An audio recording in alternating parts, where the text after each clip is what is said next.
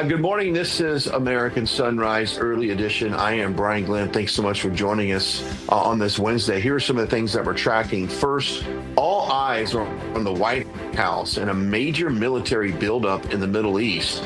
2 U.S. carrier strike groups now in position. Foreign policy and national security front and center with America First approach. The latest developments on that coming up. Then next, another mass shooting and another transgender suspect, this time at a high school hockey game in Rhode Island. Police say the gunman, a father, opened fire on family members before taking his own life. Multiple victims shot, several left in critical conditions. Authorities call it a targeted attack. We'll break it down, what happened, and the questions now being raised. And later, week 3 in the disappearance of Nancy Guthrie. No DNA match from the gloves found near her home. The FBI confirming the DNA does not match anyone in the national database as well. Family members now officially cleared as suspects. No arrest, no persons of interest, tens of thousands of tips, but still no breakthrough. The search continues, and so does our live coverage from Tucson. We'll have that plus much more on America Sunrise Early Edition starts right now. Welcome to American Sunrise Early Edition, the show where faith, freedom, and the values that built this nation take center stage. You people and others like you built this country. Join us as we break down the stories that matter. FAFO. If you don't know, now you know. American Sunrise Early Edition on Real America's Voice starts now.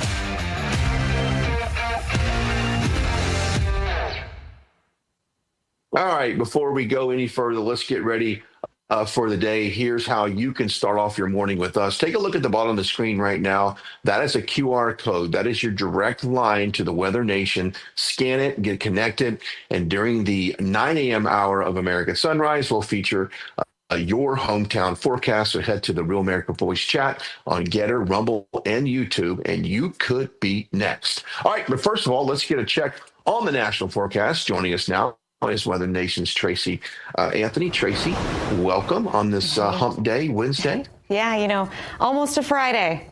You can see it, light at the end of the tunnel. Weather-wise, too, we have had a ton go on over the last 24, 36 hours. And, Brian, this is video from Soda Springs, California. Now, some of these mountains have picked up over 3 feet of snow, and it's that heavy, wet snow. And avalanches are becoming a big concern, and there are some missing skiers after the avalanches that took place yesterday.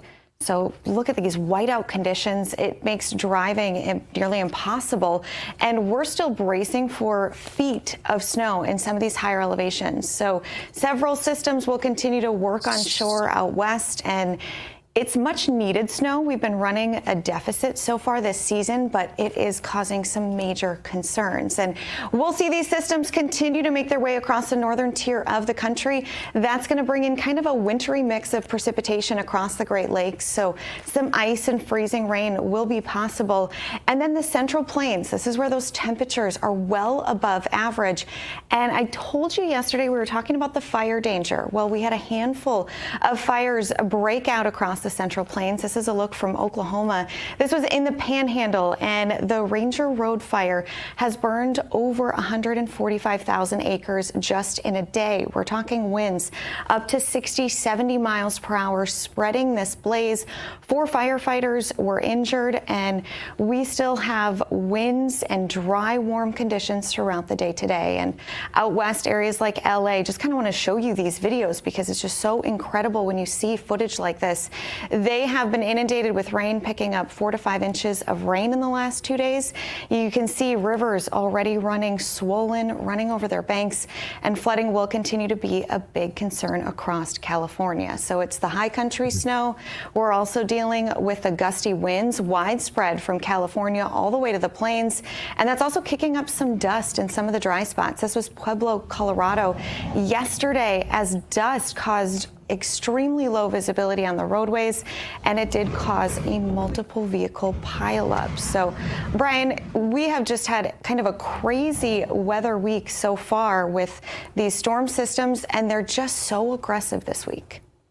Mm-hmm. They are. We talked about these transitional months of weather patterns going from warm, humid air, cold air down to warm, humid. Things happen, especially in the central Ohio Valley there. I know that we've got some alerts for that as well. Tracy, we appreciate it. As a reminder, everyone, scan that QR code down there. Go there and get your hometown forecast. We'll see you on Good. American And you were Sunrise. right. Yeah, there is a severe weather outlook for Thursday, so I'll break that down later on this morning. That sounds good. Thank you so much. Yeah. All right, let's turn our attention to our top story right now, Iran. The USS Gerald Ford passed through Gibraltar within the last 24 hours. It's now in the Mediterranean in strike range. Now, this marks the largest U.S. military buildup in the region in 2 decades. It's becoming clear it's no longer about if, it's about when. That's the assessment of Brandon Weichart, senior editor at 1945.com, geopolitical analyst, and Brandon joins us now. Is that a fair assessment that we've now ruled out the if it's going to happen? Now we're into the when and how long that this will take. Yes, I think that's a very fair assessment. It's what I've been saying for the last week or so. You always have to follow the military movements more than the diplomatic jaw. It was very obvious to me that the president, because of his relationship with Netanyahu of Israel, they are on the same page. They want to neuter the Iranian threat, and they think that negotiations probably won't work. I think that the negotiations were a ruse to buy time for the Ford to arrive on station. It is now there. They're ready to roll, and I think Trump's going to throw the dice very soon. Yeah. We were talking about some of the concerns right now going into the midterms. And of course, you've got the economy, I think would probably be number one. If I was to stand out of any grocery store and ask the first 100 people who walk in the grocery store or walk out, what's their top concern? It is affordability and the fact that we can all agree that inflation has come down quite a bit since the double-digit inflation under Joe Biden. There's no argument there. But I think getting into any type of long-term escalation with a foreign country is not on anyone's top 10 list. Not on anyone's top 10 list. And furthermore, there's a real downside risk here to the actual sailors and ships that have been deployed. We look at Iran and we think, oh, it's a paper tiger. But as I said before, it's a paper tiger with steel claws. They do have specific capabilities like these anti-ship ballistic missiles that are specifically designed with help from China and Russia to, if not sink an American carrier, to damage the flight deck so badly that we can't use it and it becomes basically a wasting asset. And with our defense industrial base and naval shipyards weak as they are right now, if we have one of those carriers damaged or destroyed, we're not replacing it. And we're already down a carrier because the Nimitz is being decommissioned. So we are talking about a real crisis in the Navy. And also, by the way, the embarrassment of losing a carrier is very real, which will have negative impacts for the president, obviously, going into these midterms. Mm-hmm. Yeah. And of course, as far as is President Trump willing to go through with this? We've talked before about there were some dates that come up. Some of the other allies said, hey, we're not ready to do anything. We're not ready. When do you think we're going to get to the point, and do you think it happens within the next 30 days where President Trump says, okay, you know what, now is the time to take action? I think that is the far likelier outcome here than negotiations working. And I say this as somebody who would love to see some kind of off-ramp, but I think the president has made the decision. He wanted to go January 15th, and he was talked out of it by the Arabs. He wanted to go 3 weeks ago. He was talked out of it by the Arabs and his own commanders who said, hey, we're not ready. We're not built up fully. Now they're built up fully. It's one of the largest deployments in 20 plus years in the Middle East. These guys guys in the Trump administration want to go. They want to get rid of, the Iranians, and the Iranians are not going to back down. So the only option left now is for Israel and America to go. I think Israel's going to strike first, like in the 12-day war. It's going to be coordinated, though. They're going to strike first, and whatever they can't hit, then suddenly you're going to see this comprehensive, massive set of airstrikes and missile strikes from submarines going after the Iranian regime. Not just nuclear sites, not just military targets, but the regime. And in that time, you will have the Iranians retaliate with those thousands of missiles, both at our ships, our bases, and Israel. Okay, we've got the State of the Union coming up next week. How much of this talk, this Iranian talk, will be built into that speech, and how do you think he will position it to make it look like it's America first to go on a proactive attack to Iran? Well, I don't know how much of the speech will be focused on that. I'm sure it will be part of it, but he's going to be spinning this saying that, hey, remember in 2016 from the beginning, I always said Iran can't have nukes. The deal with the Obama was terrible. We're going to have to do this because I've been saying this from the beginning. It's America first because we can't survive anywhere with Iran having nukes. And on some level, yes, that's true. We don't want them to have nukes, but let's get real. They have not been able to surge their limited nuclear weapons capabilities for years. The only time the Iranians have lashed out with their very serious missiles was last year when they were attacked. So as I said on another program last week, it looks to me like the Iranians are actually capable of staying their hand. And I don't think that this is necessary, but I think the president's going to spin it as saying, I've always said Iran can't have nukes. I've always said we're not going to let that regime walk all over us, and that's how he's going to spin it. Yeah. Well, like I said before, he could walk all over any small town American and ask the Americans, what is concerning to you? And I can promise you, donuts and dollars, they are not saying attacking Iran. They're just not. That's right. It's not America first.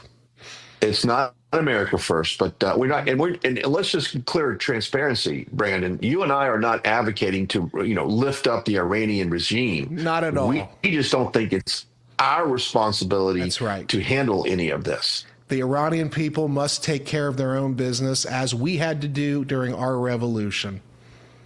Yeah, absolutely. And of course, you've got some of these, the boomer talking points on Fox News, all the retired military generals, they are pushing us. Haven't won a war. Those guys haven't won a war since 1945. So I don't think those guys should be listened to.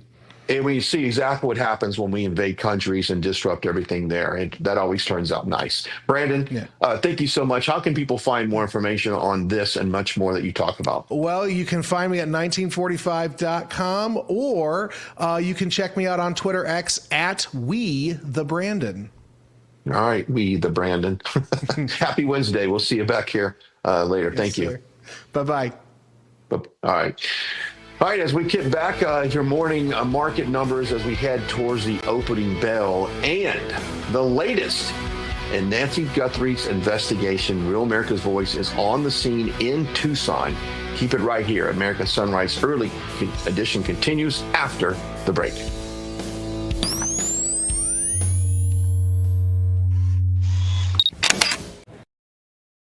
Real America's Voice is growing, and now it's all in one place. Introducing the new and improved RAV app, built for access, community, and choice, not paywalls. Here's the key. RAV is still free to watch. No sign-in, no membership required. Your favorite live streams, breaking coverage, and video on demand are all right there. Free, just like always. For the War Room Posse, we have to be a force multiplier on this. We have to stick the landing. In the White House, in the Oval Office, you're crushing it, my friend. And if you want more, the members section is your backstage pass. Get exclusive behind-the-scenes photos and videos, insider moments from the studio and the field, and early access to new content before it goes public. Members can also unlock special experiences like virtual meet and greets, member-only auctions, and select event access. Plus, commercial-free viewing of certain shows inside the app. It's not just an app, it's a community. Download the RAV app today. Find it in the App Store and Google Play.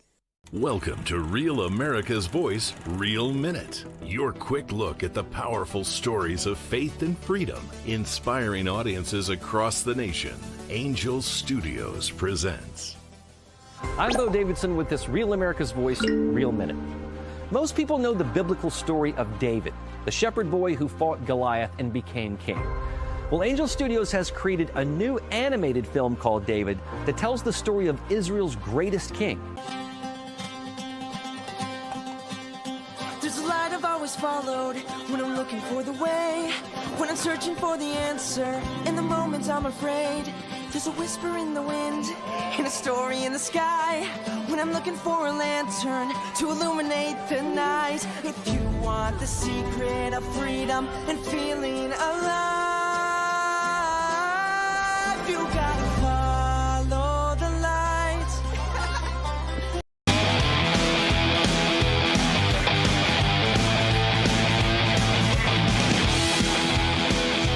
All right, welcome back, America Sunrise Early Edition. I am Brian Glenn. That is a live look at the White House, which coming up today at 1 o'clock, Carolyn Levitt will have a press briefing. We'll have that for you live as it happens. We're tracking the White House. We're tracking the markets as well and the stories that are shaping up here today. As always, we invite you to join the conversation over on Getter, YouTube, and Rumble. We're live and we are listening. Now, a quick check on Wall Street as we head towards today's opening bell. Modest gains on Wall Street. Dow just up 32 points, closing at 49,533. The Nasdaq also slightly higher, up 32 points, ending the session at 22,570. As we head toward the opening bell, we'll keep an eye on that. Also developing now, President Trump announces a $550 billion trade deal with Japan. That's huge. The agreement includes major investments in U.S. energy and manufacturing, oil and gas projects in Texas and Ohio, critical minerals in Georgia. The White House says hundreds of thousands of jobs will be created, and a major boost to the American industrial base. The president crediting tariffs for making it possible, calling it, quote, a historic moment. Joining us now, Seth Denson, business and market analyst. Seth, good morning, by the way. Good morning. Yeah. Talking about this deal with Japan, how does this rank as far as what does it mean to the U.S. economy? How big is this deal? It's a significant investment, Brian. And what I like about this investment is it's particularly into those things that the Trump administration, specifically the president, was pushing for in this tariff war, if you want to call it that, of refortifying U.S.-based manufacturing. Now, are we going to get back to the manufacturing levels we were at maybe in the 50s or 60s? Probably not. But over the last 40 years, we have watched our manufacturing powerhouse capabilities get shift offshore into other markets. We effectively built China based on that. And so what this deal does is it fortifies our manufacturing capabilities, specific in oil and gas and other manufacturing structures across the U.S. And this will have real material impact, not just in the markets, but at the dining room table, because that's jobs. And when you reinforce manufacturing jobs, those are middle class, higher wage jobs. So this is a big deal. It's got an initial phase and then it will phase in over time, but a $36 billion initial phase, and then ultimately $500 billion over the course of the time of this trade deal.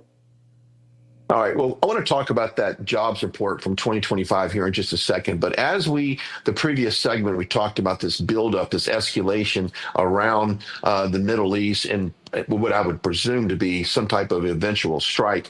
How does that affect the markets right now? Do the markets get jittery when you start to see some of this military buildup, all the way across the world, thinking that we will be launched into some type of military action?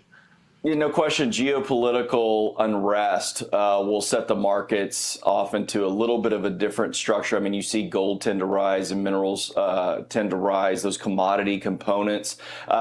There is a war machine of industry that tends to see a boost in their overall investment that incomes from the market as a result of this. Not to say that that is a reason why sometimes we see escalation, but there are beneficiaries of that because that money's got to go somewhere, and money doesn't care. I oftentimes will say that, there's a lot of money in politics. There's no politics in money. It's going to go where it's going to expand. And so as we start to see tensions rise, there are sectors that do better than others. But by and large, the markets don't like geopolitical unrest in a macro level. And my hope is that we see de-escalation very quickly. Yeah, I agree with you. But we got about 35 seconds left. I'm sorry to cut this short. Jobs report 2025, a little bit of a revision on that. A little bit, just about 90%, meaning that about 90% of the jobs that we said in the headlines we had last year, we didn't have. And this speaks to the fact that we need real leadership at the Bureau of Labor and Statistics. I know that President Trump very quickly came in. By the way, this is multi-years of misses and revisions at big numbers. The Trump administration tried to come in, reset the Bureau of Labor and Statistics. E.G. Antoni was appointed, then ultimately didn't make it through the process. We got to get a new head of BLS over there so that we can get numbers. It helps in the headlines, but not at the home front. So we got to get this fixed. That's Denton. Thank you so much for joining us this morning. I appreciate it. Thank you.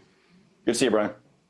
All right, good to see you. Now a word from one of our sponsors, the Birch Grove Group. A new year means financial goals, which making sure that your savings are safe and secure and diversified. Would this be the year you finally listen to me and others on this network talk about the Birch Gold Group? Honestly, they're great people. I appreciate their educational approach and their understanding of macroeconomics. There are forces out there pushing the dollar lower and gold higher, which is why we believe every American should own physical gold. So right now, go to now's never been a better time to get all the information you need. Right now, you can even get a rebate up to $10,000 on qualifying purchases. To claim eligibility to start the process, just text America to 989898 to the Birch Gold Group to help you roll an existing IRA or a 401k into a gold-backed 401k. You can do that right now. Text America to 989898 to see if you're eligible for that $10,000 rebate. Text America. Take advantage of it right now to 98. The information's on your screen. 989898. That is the Birch Gold Group. All right, coming up on this Wednesday edition of American Sunrise, plenty ahead as we turn to investigations of what's going on with Nancy Guthrie. What's going on in Tucson? We'll have that much more coming up on American Sunrise.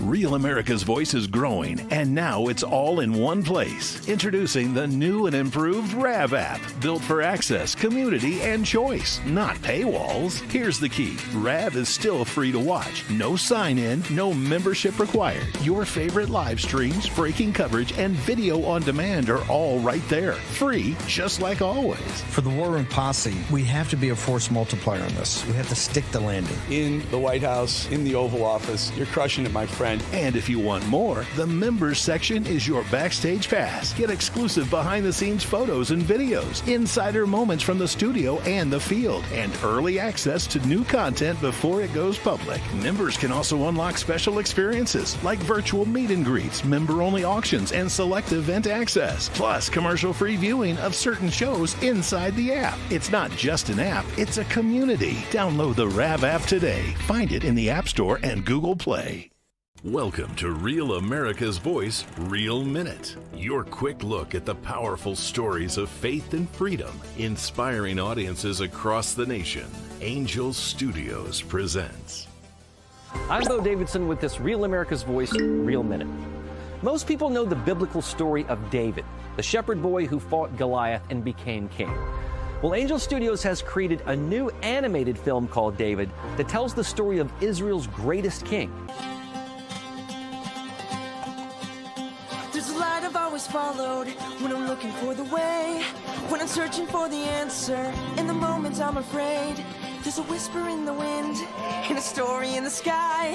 When I'm looking for a lantern to illuminate the night. If you want the secret of freedom and feeling alive. You gotta follow the light.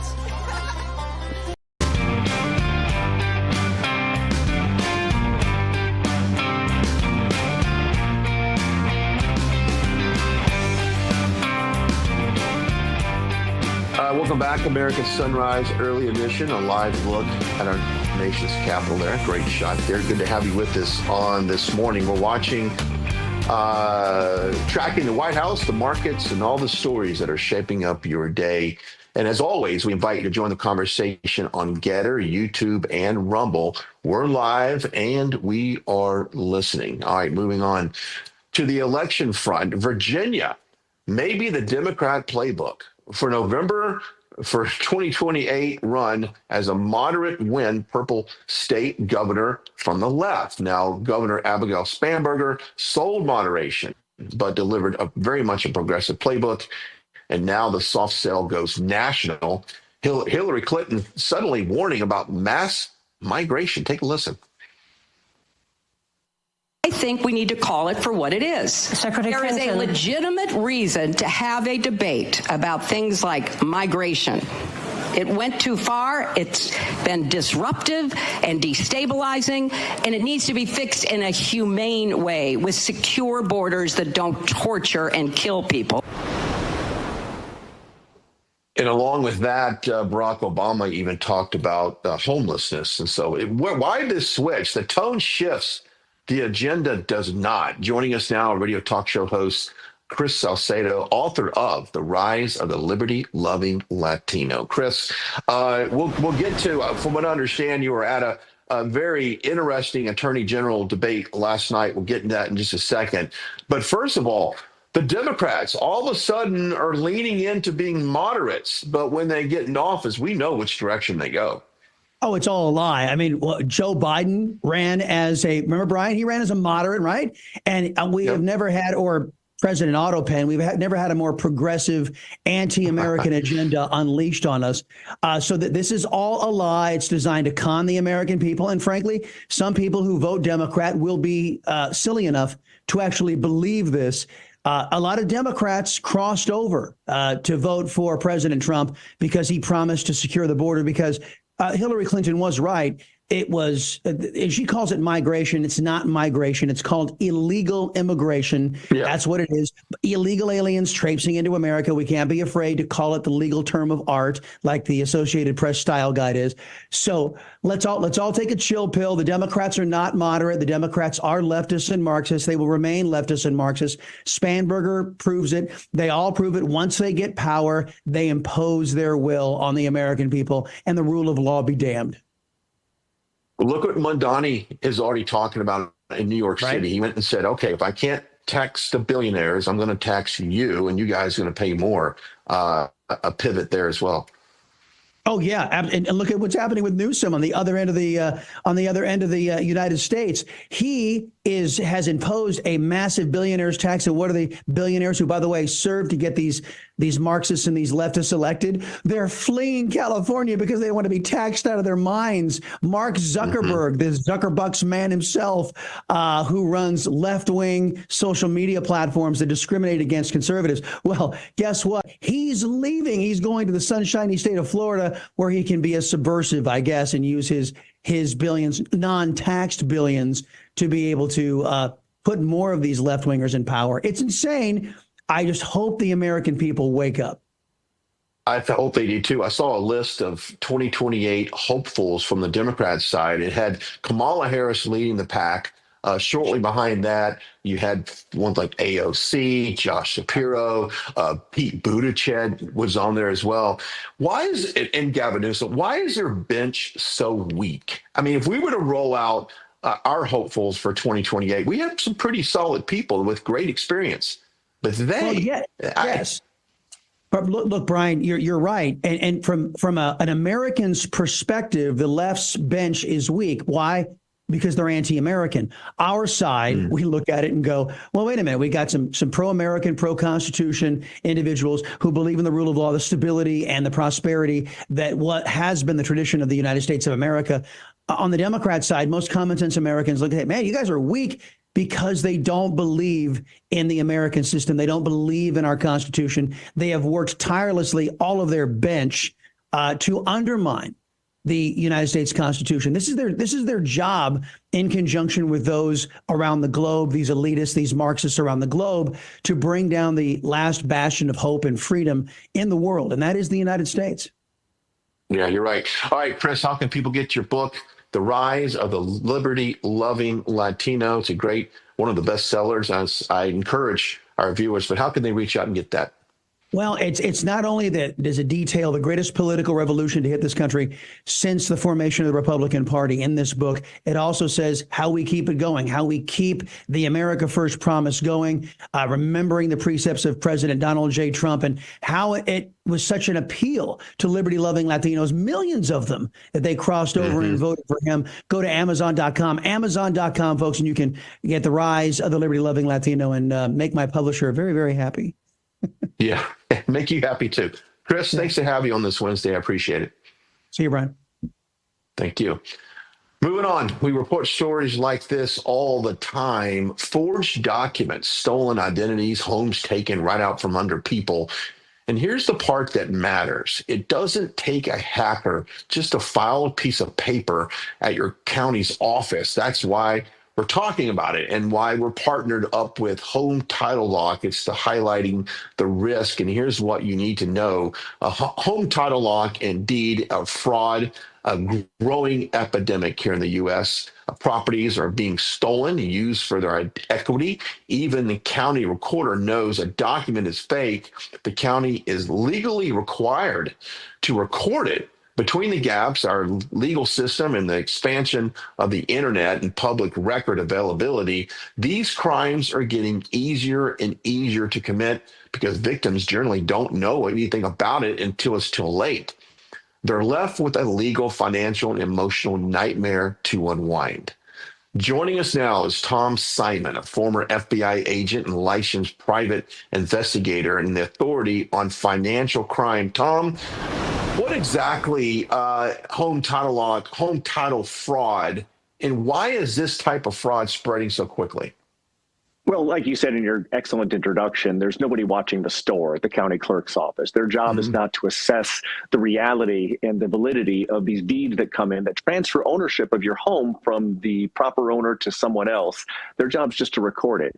A recent case in Albany, New York, there was a fellow by the name of Jorge Vincente. He was a tenant from hell, renting his place. He wasn't paying the rent. But before the sheriffs could come to throw his stuff out on the streets during the eviction proceedings, he filed a deed with his county clerk's office up in Albany to transfer ownership of his landlord's home into the name of his stepfather. Then when the sheriffs came, he was able to produce documents from the county clerk's office indicating that the landlord did not, in fact, own the house, and the sheriffs had to leave with their tail between their legs. Obviously, the real landlords freaked out and called the police, who ended up arresting Jorge for basically creating false documents in a fraud case. Jorge went to trial and lost, and he's looking at up to 10 years in prison for this. The important thing, though, to take away is even though this has a happy ending, that the criminal process does not restore ownership of the home back to the landlords. They need to go through the expensive civil process to make that happen unless they have a product like Home Title Lock. Yeah, it's just incredible how criminals can actually take over your home without even stepping foot in it. But who is at risk the most? Like, who does this happen to the most? Is it the elderly? Is it people who just don't pay attention to what's going on? Who's at risk? Senior citizens are probably the most vulnerable victims to this thing because they sort of take it for granted that they own their home that they've been in a long time. But I would argue that any American who has equity in their home is potentially at risk of this thing. And for most Americans, myself included, your single largest asset is the equity in your home. And all it takes is for someone to file some documents at your county clerk's office when that home is stolen from you. Then they often go out and get a loan or sell that house out from under you. And you won't even know it occurred until the foreclosure notices start arriving in the mail months later. Yeah, and then the emotional damage and all this has got to be pretty taxing on somebody. Is that correct? Absolutely. Yeah. I mean, which is why, again, I like to I'm a subscriber to Home Title Lock. I take that off my shoulders by outsourcing it to Home Title Lock, who's going to monitor my home title status. They're going to notify me if anything goes sideways. And if, God forbid, someone steals my home, they're going to pay $1 million to restore it with their legal team, their U.S.-based legal team. Yeah. All right. And so how can a service like Home Title Lock help homeowners stay protected? What's the first step they need to do? Let's go to HometitleLock.com. You can the code Sunrise will get you a free trial, and let's start with getting a title report from them. They'll do that for you right off the bat to just understand what the status of your current title is, and then after that, it's really just a monitoring and notification process. All right, Tom, thank you so much for coming on with us this morning. As we got to protect the homeowners there, and check out Home Title Lock and go to HometitleLock.com. Use promo code, like you said, Sunrise, for a free trial and a title history report. That's HometitleLock.com. Go check it out today. When we come back, we head to our newsroom with Terrance Bates, the very latest as we continue. Plus, the latest from Tucson, a live update on Nancy Guthrie's case as American Sunrise Early Edition continues after the break.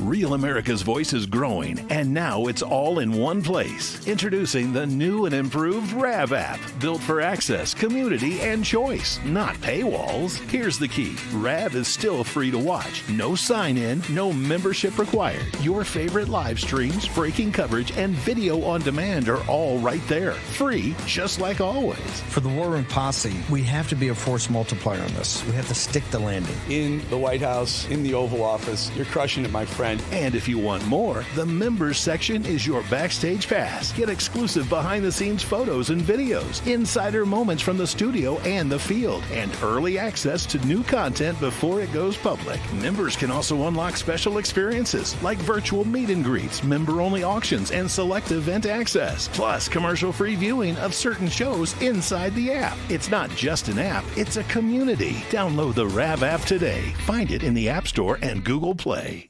Welcome to Real America's Voice, Real Minute. Your quick look at the powerful stories of faith and freedom, inspiring audiences across the nation.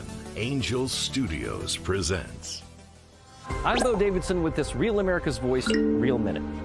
Most people know the biblical story of David, the shepherd boy who fought Goliath and became king. Well, Angel Studios has created a new animated film called David that tells the story of Israel's greatest king. Always followed when I'm looking for the way, when I'm searching for the answer. In the moments I'm afraid, there's a whisper in the wind and a story in the sky. When I'm looking for a lantern to illuminate the night. If you want the secret of freedom and feeling alive, you gotta follow the light. Welcome to American Sunrise Early Edition.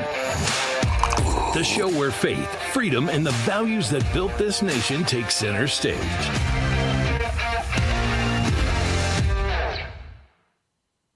All right, welcome again to American Sunrise Early Edition. I am Brian Glenn. Let's head over to the newsroom in Denver to get the very latest headlines from Terrance Bates. Good morning, Terrance. Hey, Brian, good morning. I want to start in Minneapolis, where state law enforcement, along with federal investigators, are looking into allegations that ICE agents beat a man so severely that he landed in a Minneapolis intensive care unit. The Mexican national, who was the target of an arrest, claims that the agents pulled him out of his car, threw him to the ground, and then repeatedly hit him in the head with a steel baton, resulting in multiple skull fractures. Well, ICE blames the guy, saying that he tried to run from agents while he was handcuffed and, quote, fell and hit his head against a concrete wall. That's the quote from ICE. Doctors argue the man's injuries aren't consistent with that narrative, though. Instead, a CT scan showed fractures to the front, back, and both sides of the guy's skull. Both federal and local investigators have been looking for surveillance video from the shopping center where all of this happened on January 8th in hopes of determining what actually went down. This latest investigation, though, comes amid another federal investigation into whether two ICE officers lied under oath about a shooting in Minneapolis. It turns out that video evidence contradicted their sworn testimony, Brian, and this is just another narrative that is starting to raise questions about the operation there in Minneapolis, Brian. Unfortunately, these sorts of things just aren't helping the administration's case. It's not. I mean, this is a horrible incident. Even if he did run and hit his head on a wall, that's unfortunate that it happened. But the fact that they were even questioning whether or not ICE agents would swing a steel baton at somebody's head, I think there's other parts in the body they could probably isolate somebody. But it's a horrible story. Let's wait for the investigation, though, just like you said. Absolutely. I'm willing to do that. And look, I'm all pro ICE. So all these people in the Getter chat that might say, oh, Brian's, criticizing ICE. I'm pro ICE.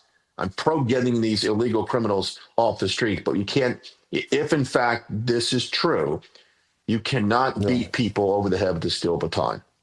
Sorry. No, absolutely. And I will just add. No, agreed. I will just add, though, as we wait for these investigations to play out, the reality is the public reaction there in Minneapolis, St. Paul to these agents, all the protests, how aggressive some of those protesters got. One has to imagine that many of these ICE agents, many of these immigration agents were already on edge anyway. And so any little thing, any sort of resistance probably could take them over the edge. I'm not saying it's right, but, given kind of the circumstances there, it's just very unfortunate and must have been a stressful situation for many of those ICE agents.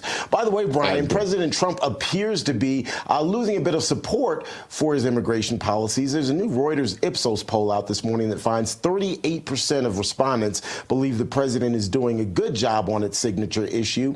That, by the way, is compared to 39% in a similar poll back in January, shortly after 47 took office. Now, in the early months of the second Trump presidency, support of his illegal immigration crackdown rose to as high as 50%. This latest Reuters Ipsos poll shows that male voters in particular are losing enthusiasm for the handling of immigration issues. 41% are giving him the thumbs up these days compared to nearly 50% just a year ago. And similarly, about 35% of women support the administration's actions compared to about 40% who were polled just last year. This Reuters Ipsos poll was conducted over 4 days and it ended on Monday. So are you buying those numbers, Brian? Do you think that enthusiasm is waning for President Trump's immigration policies? I think the poll numbers can be really skewed. You don't know exactly who they asked. I think the majority of Americans like the fact that criminals are being removed off our streets. Bad people, bad guys, criminals, murderers, rapists, people, assault, human trafficking. That's a good thing. Sometimes they may take issue in the method that's being implemented to remove them. But I think overall, people are in favor of ICE. They just don't like the technique sometimes, and I can understand that. Brian, I'm glad you brought that point up. I'm curious, do you think it's the technique or the fact that they're seeing it? If it was out of sight, out of mind, you weren't seeing people getting pulled out of cars, you weren't seeing how it's all playing out, but you know that bad guys are being pulled off street, would anyone care? Or is it when you see it front and center, you see the aggressive tactics sometimes, that's what's off-putting? Yeah, well, the difference between, like, under the Obama administration, they threw out far more right now than President Trump did it. They just didn't have TV cameras in front of them while they did it. So that's the biggest thing now. We live in this 24/7 news cycle we have, and especially now in the Trump administration, every network wants to make sure they have cameras as they, do these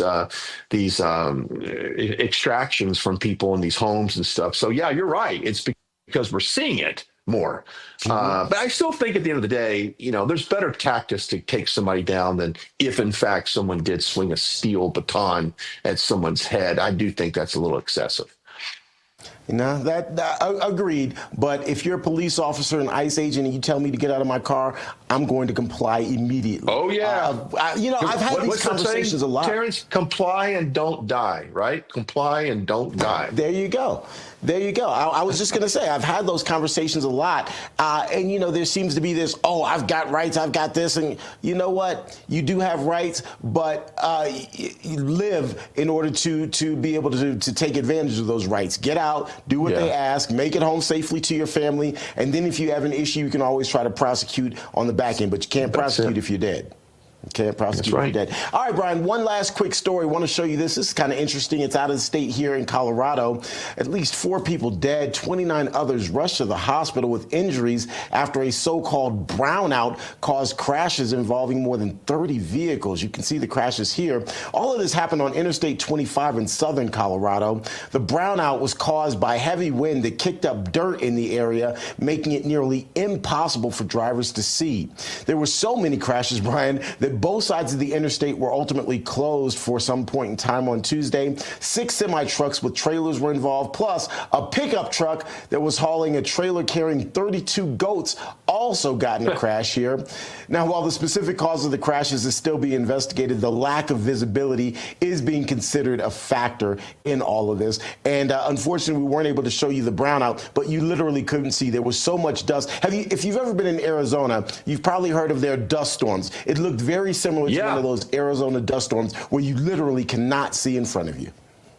Just yesterday, my son goes to Texas Tech. He sent me a picture. He says, Dad, we're in a major dust storm. The wind's blowing. And he sent me some pictures. I'll put it up on X to take a look at it. It is wild. It looks like it's very similar to if you see like a fire in the distance, a brush fire. You see a lot of the orangey type of horizon. It's very dark, very gloomy. And obviously, we pray for people affected by that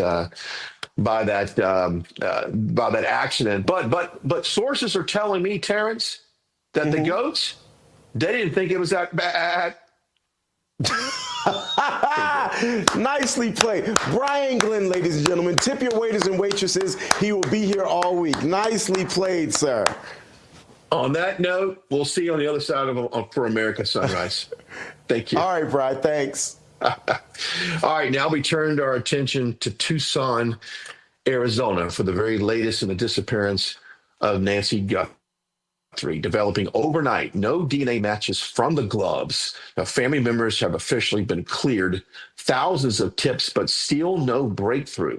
Where does this investigation go from here? Joining us live from Tucson, Kevin Basovic, our field correspondent for Real America's Voice. Kevin, well, we now know that some of that DNA is not even in our database here. What do you take away from that?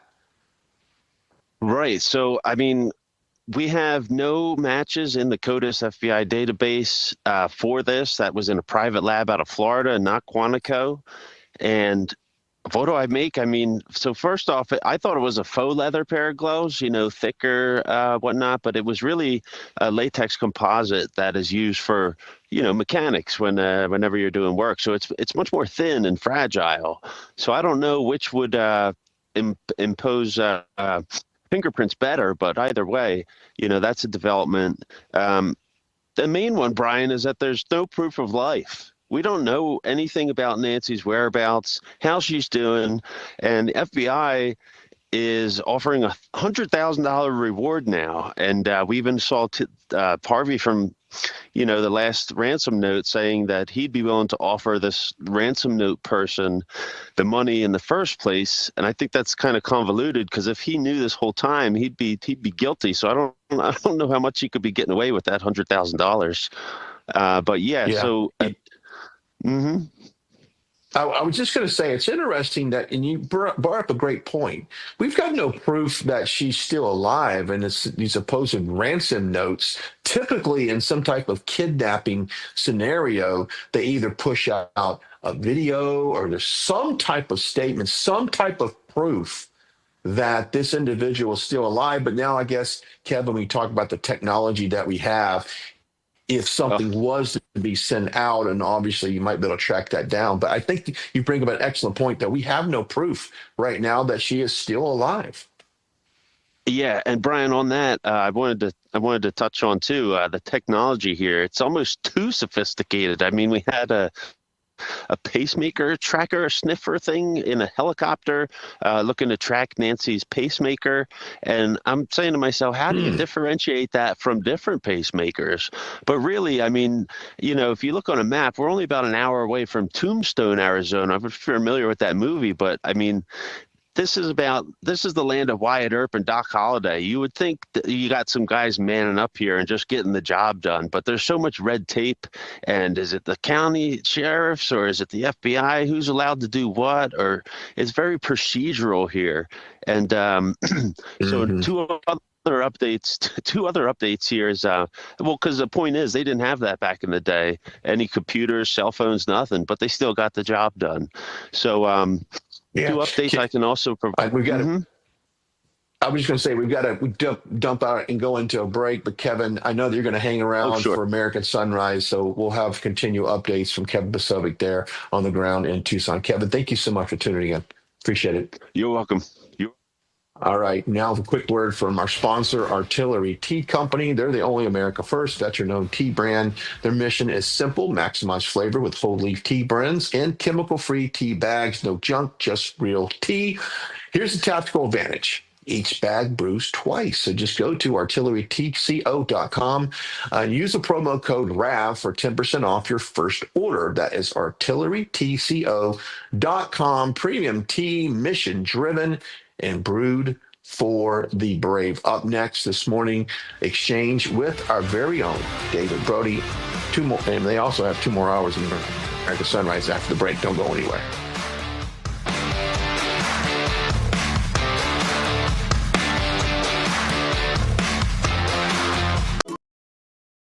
Real America's Voice is growing, and now it's all in one place. Introducing the new and improved RAV app, built for access, community, and choice, not paywalls. Here's the key. RAV is still free to watch. No sign-in, no membership required. Your favorite live streams, breaking coverage, and video on demand are all right there. Free, just like always. For the War Room Posse, we have to be a force multiplier on this. We have to stick the landing. In the White House, in the Oval Office, you're crushing it, my friend. And if you want more, the members section is your backstage pass. Get exclusive behind-the-scenes photos and videos, insider moments from the studio and the field, and early access to new content before it goes public. Members can also unlock special experiences like virtual meet and greets, member-only auctions, and select event access. Plus, commercial-free viewing of certain shows inside the app. It's not just an app, it's a community. Download the RAV app today. Find it in the App Store and Google Play.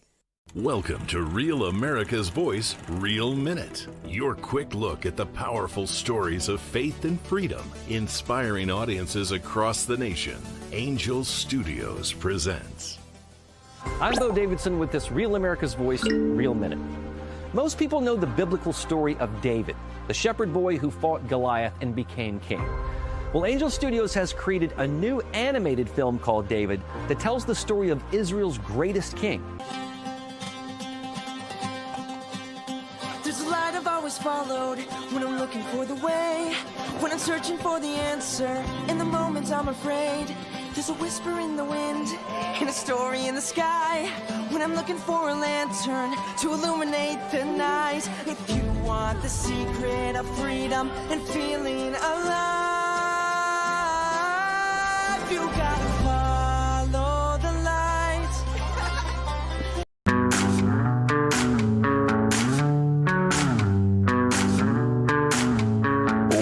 Back, one of my favorite cities, Nashville, Tennessee. Great place to visit.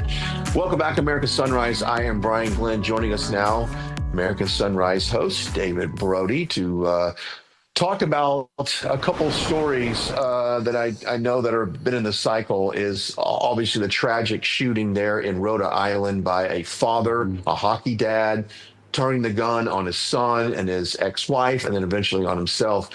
But we find out now this suspect, or the shooter there, was involved in the trans community. And it just brought up a question: is how many of these mass shootings have we seen recently has been from someone from the trans community? Well, in the last year or two, it's been a lot more. It just keeps on continuing, and it does seem like a trend for sure. There's no doubt about that. And look, let's call it for what it is, Brian. It's a mental illness. But here's the thing. You know, when the minute we say mental illness, especially as a conservative, everybody thinks we're not compassionate. It's exactly the opposite. It's a mental illness. I'm not here to disparage Robert, who calls himself Roberta. That's not my point. I'm here to say he needs help. And that's the most compassionate thing you can do. So this has been a problem for a while now, and it's got to get under control. And by the way, the media, right on cue, doing no favors. The New York Times basically now saying in their articles about how this person goes by 2 different names. That's the way they're now spinning it. 2 different names. I mean, these people are really a piece of work. They're doing them no favors. I agree. All right, we'll have more of that and much more on the other side in about 5 minutes. David, thanks for joining us this morning. You bet. Appreciate it. And as always, thank you for tuning in. We'll be back here tomorrow, 7 a.m. Eastern, for another hour of news. Until next time, goodbye. God bless. Be kind to one another. We'll see you.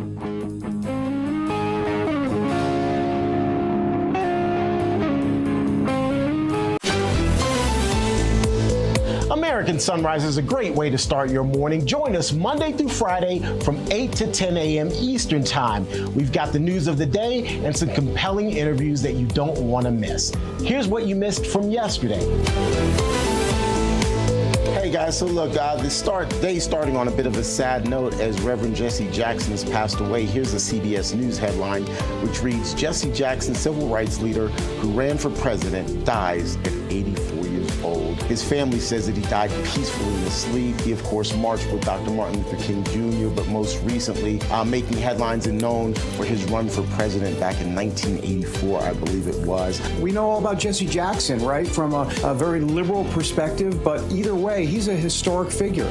There's no doubt about it. Congressman, I'll tell you what, I read news today and I just hear blah, blah, blah, blah, blah, blah, because all I can do when I am home is look at those. I didn't want to say the name. I don't even want to call them Epstein files anymore because it's not about Epstein. He's dead, or maybe he's not dead. I guess there's debate on that as well. He's not what I want to discuss. I want to discuss these victims, these child victims. I looked through these files by myself for hours on end, every single day. Hours I've been spending on this. And here's what I realized. They didn't just redact the victims. The redactions are a lot of the perpetrators in these emails. What's up with that? And will we ever see investigations or justice on this? The Justice Department did on Saturday release about 300 names of prominent people, mostly in the political world, whose names were contained in those files, but not necessarily did anything wrong. There were a lot of names just attached to emails that had nothing to do with sexual crimes on the island or here in America. I've been talking to some Republicans here in Missouri and Kansas who are very concerned that if we don't see some perp walks pretty soon, then we're going to lose the midterms. So just really quickly, Congressman, how long are you expecting? You say you don't see really any movement on the horizon. How long is this going to last then? Like FEMA's not getting paid. TSA agents are showing up to work, not getting paid. These are real life issues for people, for Americans. Well, they just had a pay cycle, so the next pay cycle is in 2 weeks. If you remember back in November, the pressure didn't start mounting on the Democrats until TSA and the flight controllers did not get paid. And the airlines came out and said, hey, stop this madness, guys. You need to end the shutdown. There was enough public pressure to make that happen. It would take a while to see those ramifications again. We got spring break coming up, and if the lines are backed up at the airports and young people in particular are not able to get to their spring break destinations, there's going to be some action, I think.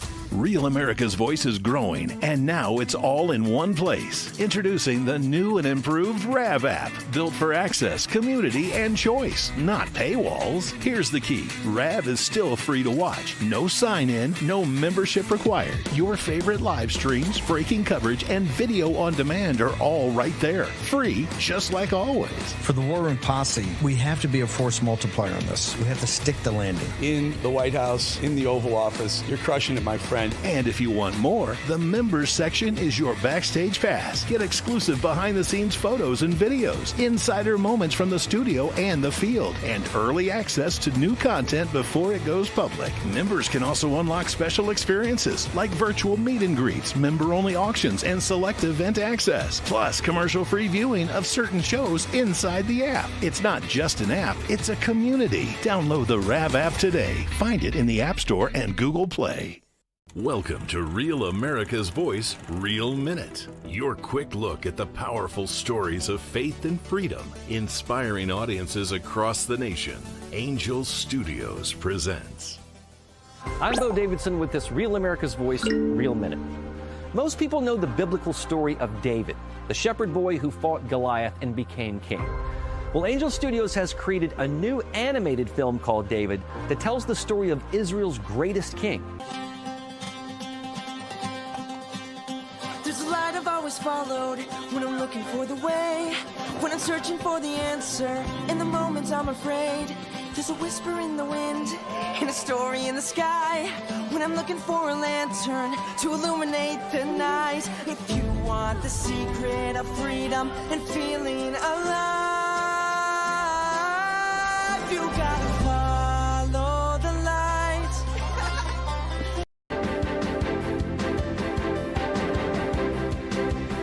Ahead on American Sunrise, the Clintons and Epstein. Hillary Clinton speaking out about Epstein, and wait until you hear what she had to say about her and Bill Clinton's ties to the convicted pedophile. That is straight ahead. Plus, where's Nancy? It's a question that has gone unanswered for 3+ weeks now. The latest on the search for the mother of Today Show host Savannah Guthrie, straight ahead with a live report on the ground. Also, it's Ash Wednesday, marking the beginning of Lent for many Christians. It's a solemn call to repentance, reflection, and renewed faith ahead. The deep spiritual significance behind the tradition, and what it means for the faithful today. Those stories and more as American Sunrise starts on a Wednesday right now. Good morning, America. Welcome to American Sunrise. Whether it's culture, We have breaking news to share with you. politics, President Trump is joining us live now from Florida. we've got you covered. This is what it looks like to be a patriot. We have to protect the American family. The American dream is still alive. I'm David Brody. I'm Terrance. And I'm Dr. Gina.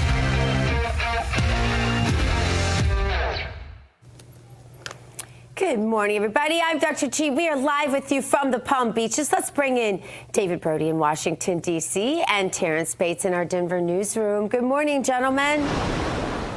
Good morning to both of you. Good morning. Dr. Gina and David, good morning. David, you mentioned it, the Nancy Guthrie case. It is still making major headlines. So let's start with that. We'll get right to it. As DNA found on a glove near the home of Nancy Guthrie has no match in the National Crime Database. Officials say the DNA was tested through the FBI system known as CODIS, but no match was found. Investigators also say the DNA does not match evidence from the home. The 84-year-old, in the meantime, remains missing after almost 3 weeks. So let's bring in RAV correspondent Kevin Posobiec. He is on the ground there in Tucson, Arizona with the very latest. Kevin, just another dead end, it feels like. Oh, it sure does, Terrance. And so it's day 18 here, and we still have no proof of life. Okay, but we have a fourth ransom note, and really, it's kind of odd that you don't see much more going on here. And you know, I'm in the field. I'm in the correspondent. I'm actually in a wash right now. It's like a dried up riverbed. But I'll be giving more updates as the day goes on. But yeah, we have. What we're looking at is a $100,000 reward from the FBI. For any information moving forward here. And we're told by Sheriff Nanos yesterday that he has about 400 detectives and officers on this case going through thousands of leads. But yeah, I can confirm, that the gloves, they didn't match what they were looking for. However, the FBI report does say it is a male between 5'9" and 5'10". And, they reviewed all the clothes from Walmart and other gloves. There's about couple dozen, about 16 gloves, I'll say.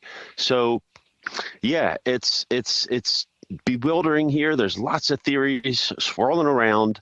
And, the two things that I can give you as an update is that yesterday at Nancy's house, we did see two men enter the house to retrieve some kind of object. They came in with a briefcase. I think it was an empty evidence briefcase, and then they left about an hour after, and I got that on camera saying they got it. Okay, so didn't get any follow-up from that. But I can also say, the gloves and the clothing, that seems to be a dead lead at this point. But yeah, so any and all tips, please take it to the FBI. It's getting to be the classic murder mystery or kidnapping, whatever you call it. Absolutely. Kevin, we appreciate it. Hopefully today will bring new evidence, new clues that will lead to Nancy Guthrie's safe return home. Always good to see you, my friend. We'll be checking in with you throughout the day. Thank you so much, Terrance. Yes, will do. Absolutely. Thank you so much. Kevin Posobiec reporting there on the ground in Tucson, Arizona, as we continue to send prayers to the Guthrie family. All right, let's also send it over to Dr. Gina now for today's Bible verse. I think that's such an appropriate time now after that reporting. Dr. Gina, good morning. Thanks, Terrance. Today's Bible verse is from Zephaniah 3, verse 17. The Lord your God in your midst, the mighty one, will save. He will rejoice over you with gladness. He will quiet you with his love.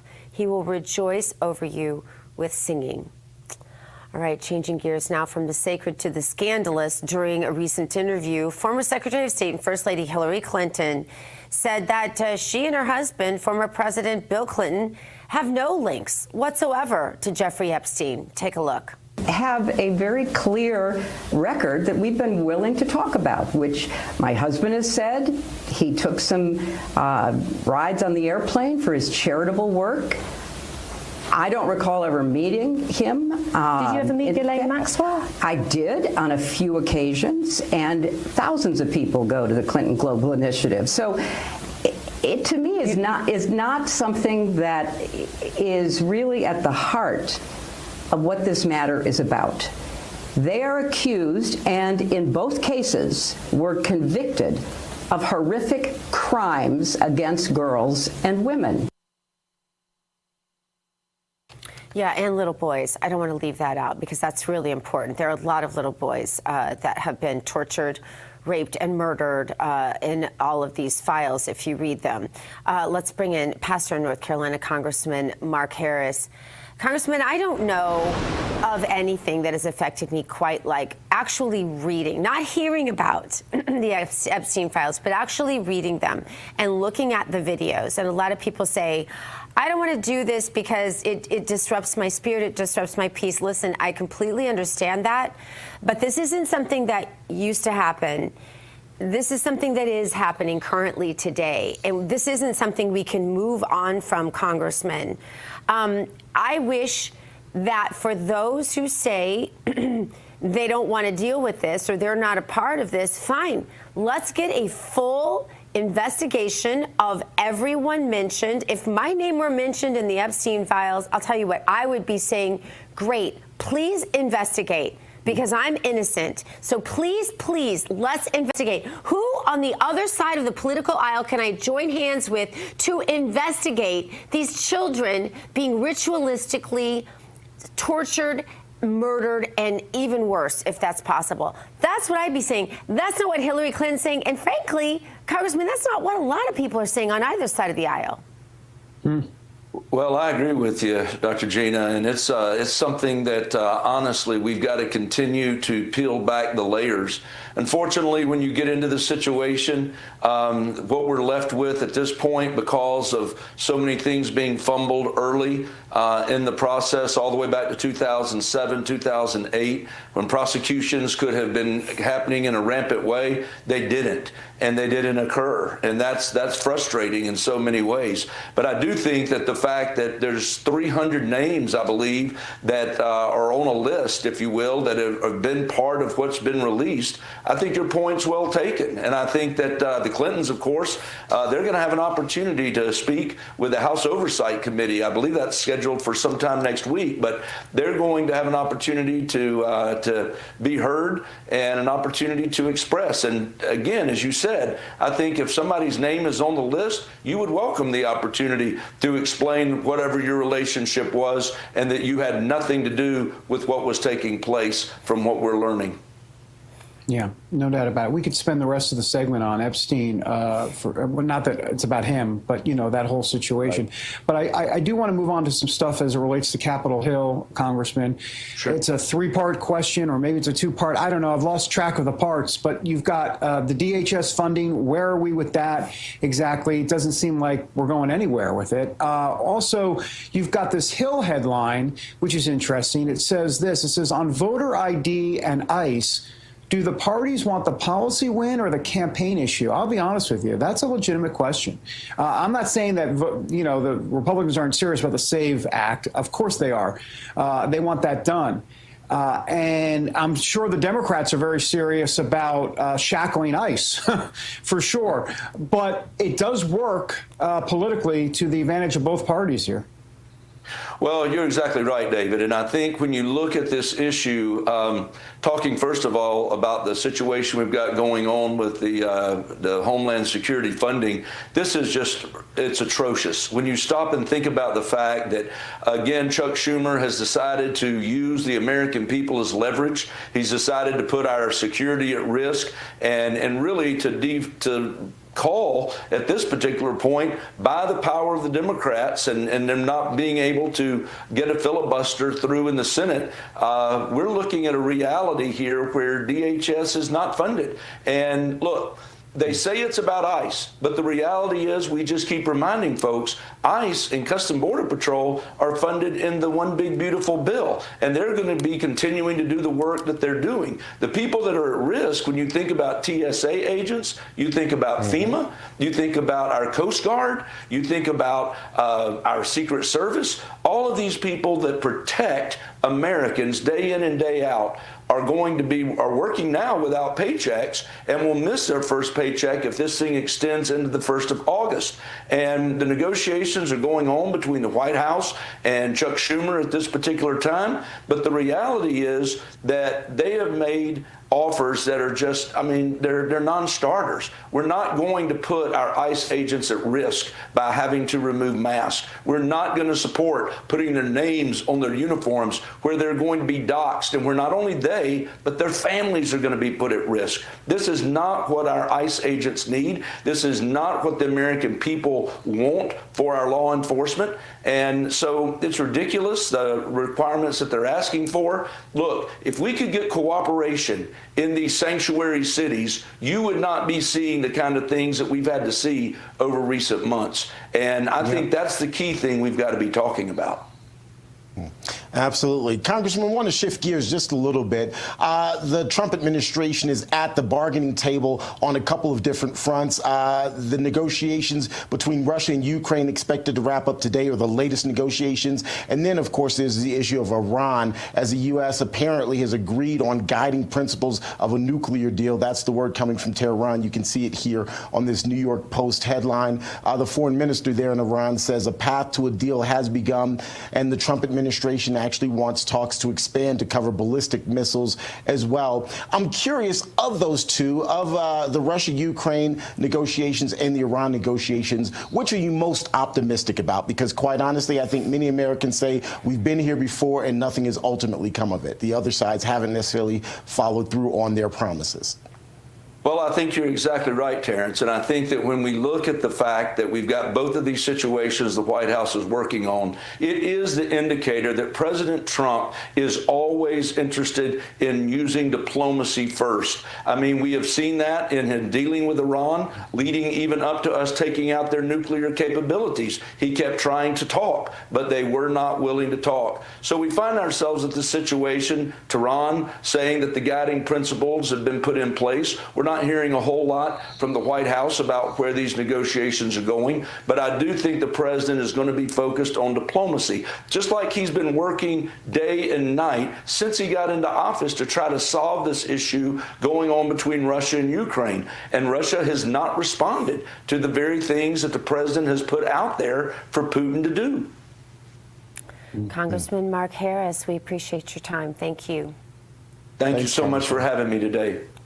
Great to see you. All right, coming up, we're going to check out the hottest headlines from the RAV newsroom with Terrance Bates. Also later, new data shows crime, including murders and other major offenses, fell sharply in 2025. Wonder why. In some cases, to pre-pandemic levels. What's behind the decline? Well, we're going to talk about it just ahead as American Sunrise continues.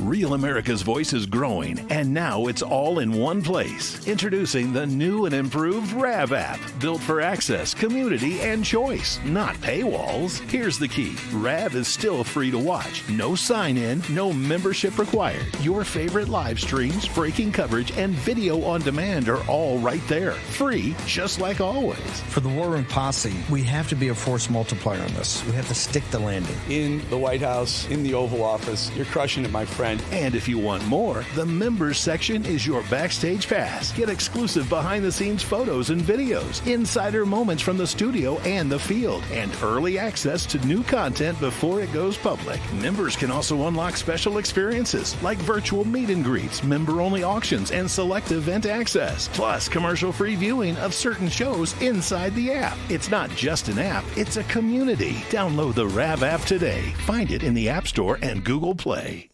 Welcome to Real America's Voice, Real Minute. Your quick look at the powerful stories of faith and freedom, inspiring audiences across the nation. Angel Studios presents. I'm Bo Davidson with this Real America's Voice, Real Minute. Most people know the biblical story of David, the shepherd boy who fought Goliath and became king. Well, Angel Studios has created a new animated film called David that tells the story of Israel's greatest king. Always followed when I'm looking for the way, when I'm searching for the answer. In the moments I'm afraid, there's a whisper in the wind and a story in the sky.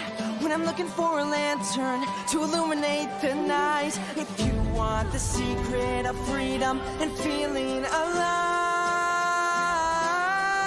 you gotta follow the light. Newsbreak is brought to you by AMAC, Association of Mature American Citizens.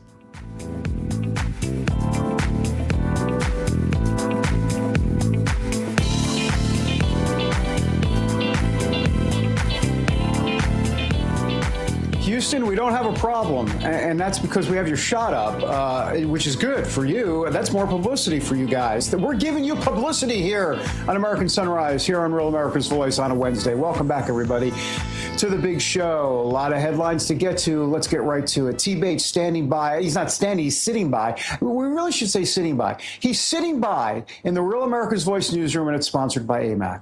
The Association of Mature American Citizens is the conservative voice for Americans 50 and older. AMAC is fighting for the values that you hold dear. Join today. Together, we can write the course of America.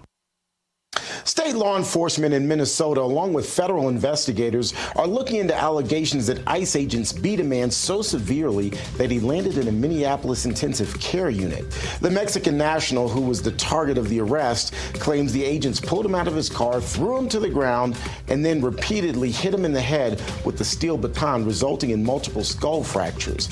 ICE blames the guy himself, saying that he tried to run from the agents while he was handcuffed and, quote, fell and hit his head against a concrete wall.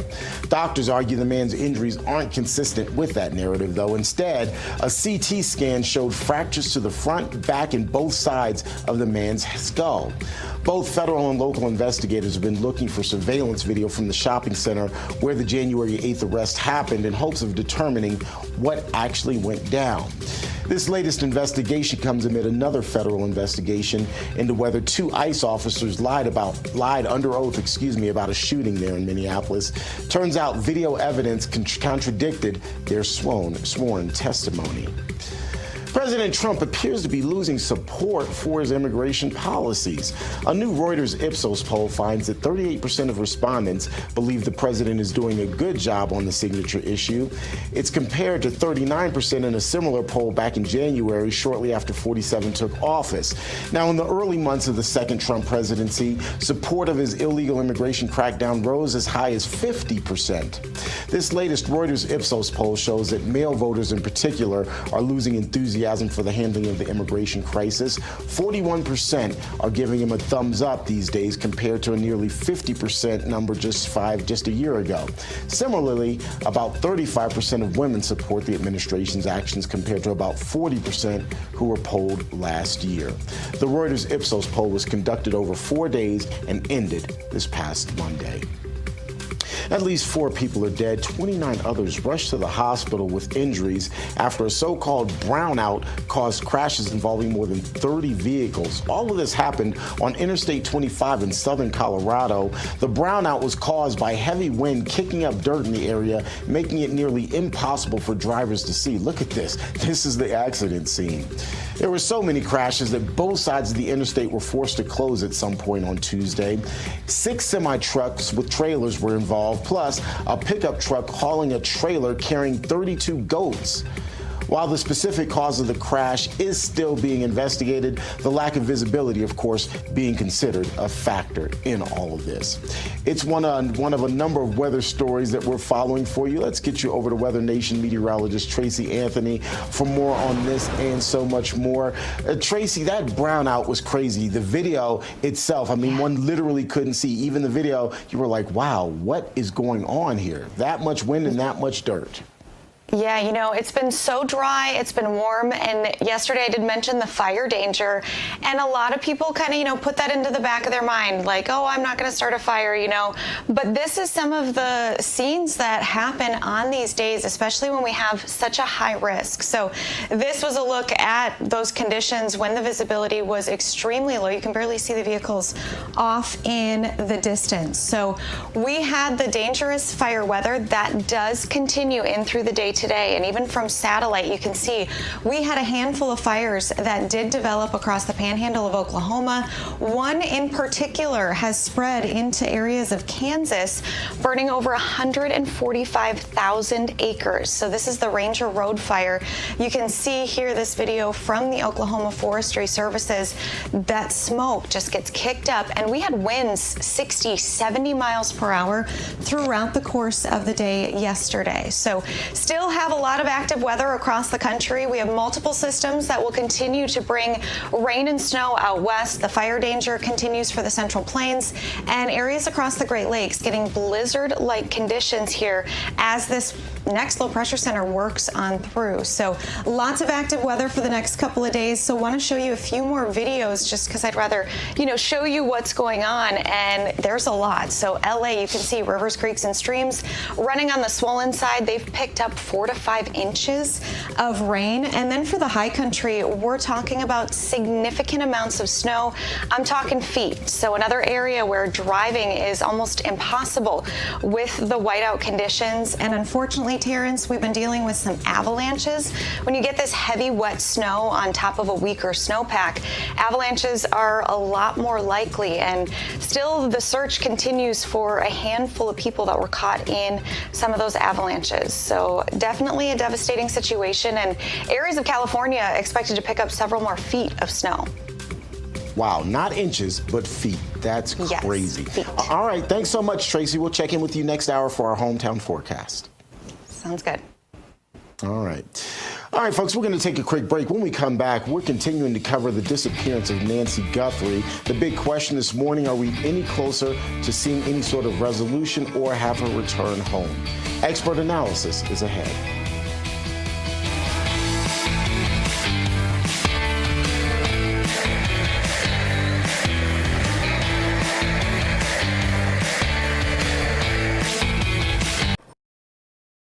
Real America's Voice is growing, and now it's all in one place. Introducing the new and improved RAV app, built for access, community, and choice, not paywalls. Here's the key. RAV is still free to watch. No sign-in, no membership required. Your favorite live streams, breaking coverage, and video on demand are all right there. Free, just like always. For the War Room Posse, we have to be a force multiplier on this. We have to stick the landing. In the White House, in the Oval Office, you're crushing it, my friend. And if you want more, the members section is your backstage pass. Get exclusive behind-the-scenes photos and videos, insider moments from the studio and the field, and early access to new content before it goes public. Members can also unlock special experiences like virtual meet and greets, member-only auctions, and select event access, plus commercial-free viewing of certain shows inside the app. It's not just an app, it's a community. Download the RAV app today. Find it in the App Store and Google Play.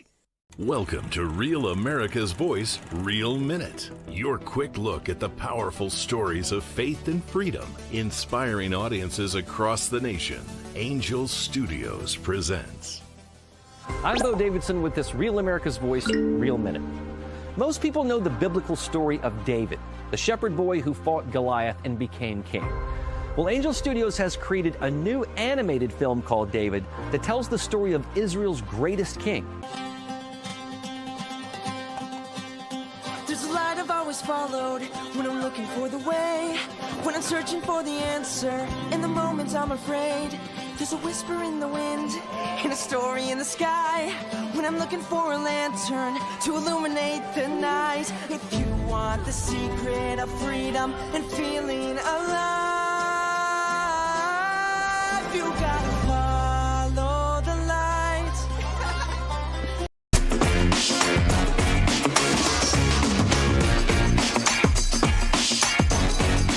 Gotham City, Manhattan, ominous looking. Of course it's ominous looking. Mayor Mamdani is in charge. By the way, have you heard he's raising property taxes 9.5%? And he's dipping into the rainy day fund. We're giving you news even on the bump shots. That's what we constantly do here. Welcome back, everybody, to American Sunrise. All right, authorities say DNA found on gloves near Nancy Guthrie's home in Tucson, Arizona, did not match any records in the FBI National DNA Database. The gloves were discovered about 2 miles from her house. They look similar to one seen in surveillance footage of a suspect. Officials continue to investigate and are analyzing other DNA evidence as the search for the 84-year-old missing woman continues now into its third week, almost 4 weeks, almost a month. My goodness. For more, let's bring in the founder and president of the Constitutional Sheriffs and Peace Officers Association. That would be Sheriff Richard Mack. Sheriff, I don't even know, what to even ask you, because we have no clue what's going on, and it's been almost a month. And that I'm sorry, am I missing something? I mean, shouldn't we have something here to go on? They've got nothing, or at least they're telling us they have nothing. Yeah, they don't have anything. It doesn't look good at all. Sometimes these cases never get solved. And the experts, they get experts from Los Angeles and New York and Las Vegas and every place else. None of us really know and can figure this thing out. A lot of them claim that this guy did not know what he was doing, the suspect in front of the camera at the front of the house and at the front door. Well, he's got everybody fooled, and they said the way he wore his gun looked like he didn't know what he was doing. He's got everybody.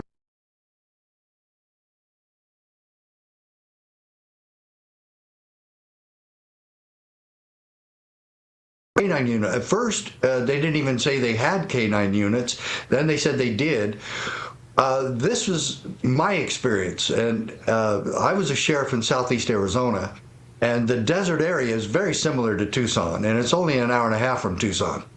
But this is the thing. The question I have is, how far did the dogs go with her tracks, and where did it end?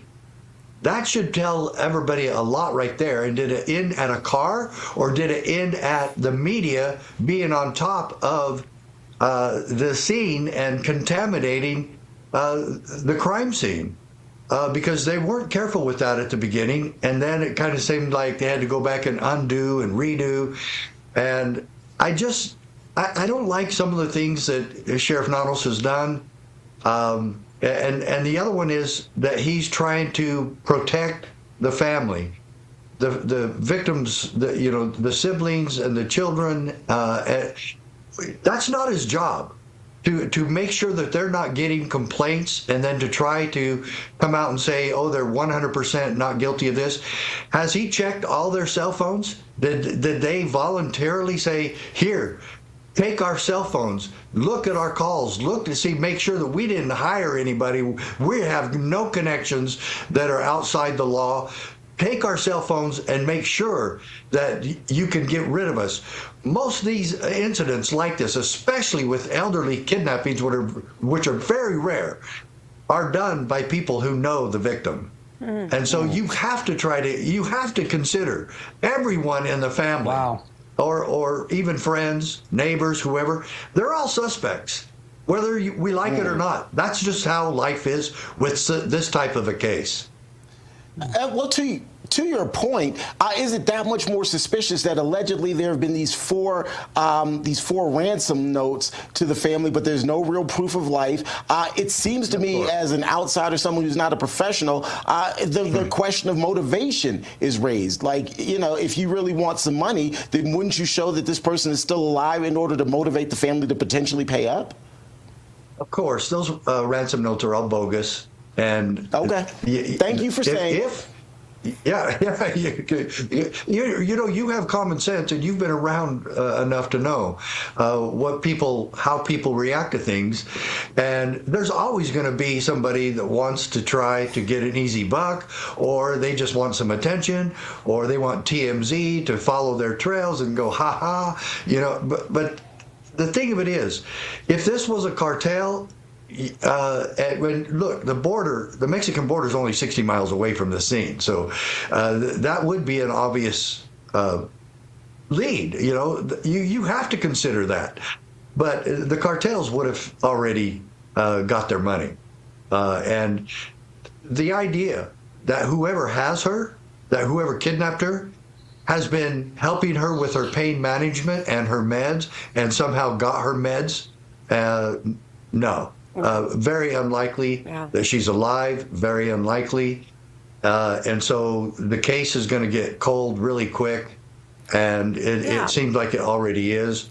Let me ask you, because I love how absolutely plain-spoken you are. It's refreshing. Yes. Whether you're right or wrong, I don't know anything about this, but I love how you're not giving us, industry hyperbole. I appreciate that, Sheriff. But I want to ask you, a lot of people in our audience are saying, hey, I'm really sorry that this lady's missing and whatever happened, but the news attention given the fact that there are children being, as we know from the Epstein files, raped and tortured, babies being currently today, that this isn't an old story, this is a very current story, being tortured and missing and all the rest. I'm wondering, with the advent of these new crypto platforms, will we see more crime because people can pay more anonymously when a ransom is given? Well, there was another expert that talked about crypto and said that they're actually not secret, that they can be followed, and that was my understanding from the get-go before that even came up. So none of those payments are being made, and they would have to work something out with Savannah's family or Savannah and her brother and sister to get a payment, because they're totally willing to pay to get their mother back. But even that didn't help when they offered to pay this guy. But I totally agree with you. We have a lot of crimes out there involving children that the federal government has been complicit in. And where are we with trying to help the 350,000 children that they say they don't even know where they are? I know where they are. They were sold into sex slavery. Yes. And so you're right. All of our resources being focused on this is understandable in some cases, but not in others when we have so many other heinous crimes going on around us. Thank you. Thank you. A million times thank you. I love your plain spokenness. I want to have you back soon. Yeah. Well, Okay, Sheriff let's Richard do it. Mack, thank you again. Thanks, Sheriff. All right. Thanks for being here. We are back in a moment, everybody.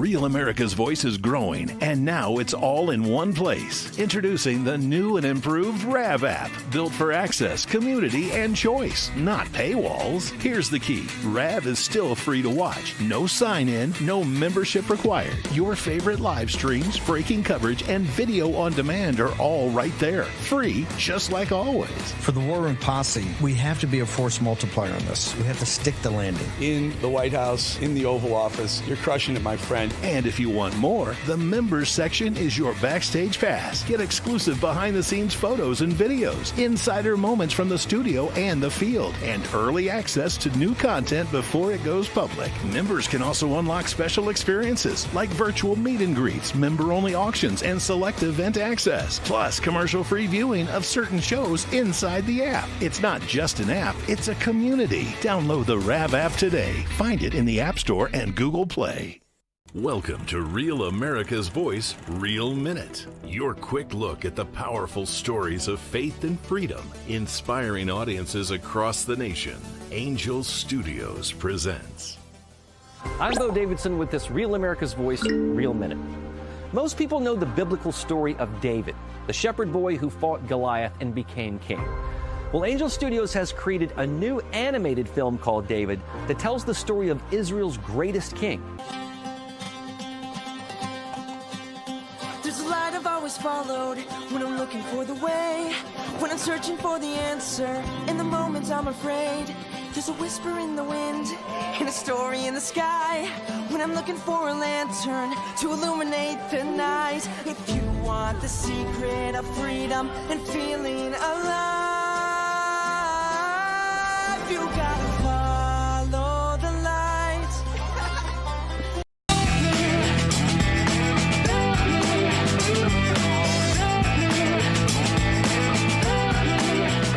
All right, everybody, welcome back to American Sunrise. I'm Dr. G. Thanks for joining us. It is time now for today's health news. It is sponsored by the Wellness Company. Under the microscope today, can popular weight loss drugs like Ozempic, as an example, cause vision problems? Well, eye doctors, some of them are saying that people who use Ozempic and other popular weight loss drugs may face a rare risk of vision problems. Research suggests a possible link to a condition known as eye stroke, which can cause permanent vision loss. Some patients report waking up with blurred or dimmed sight and damage to the optic nerve.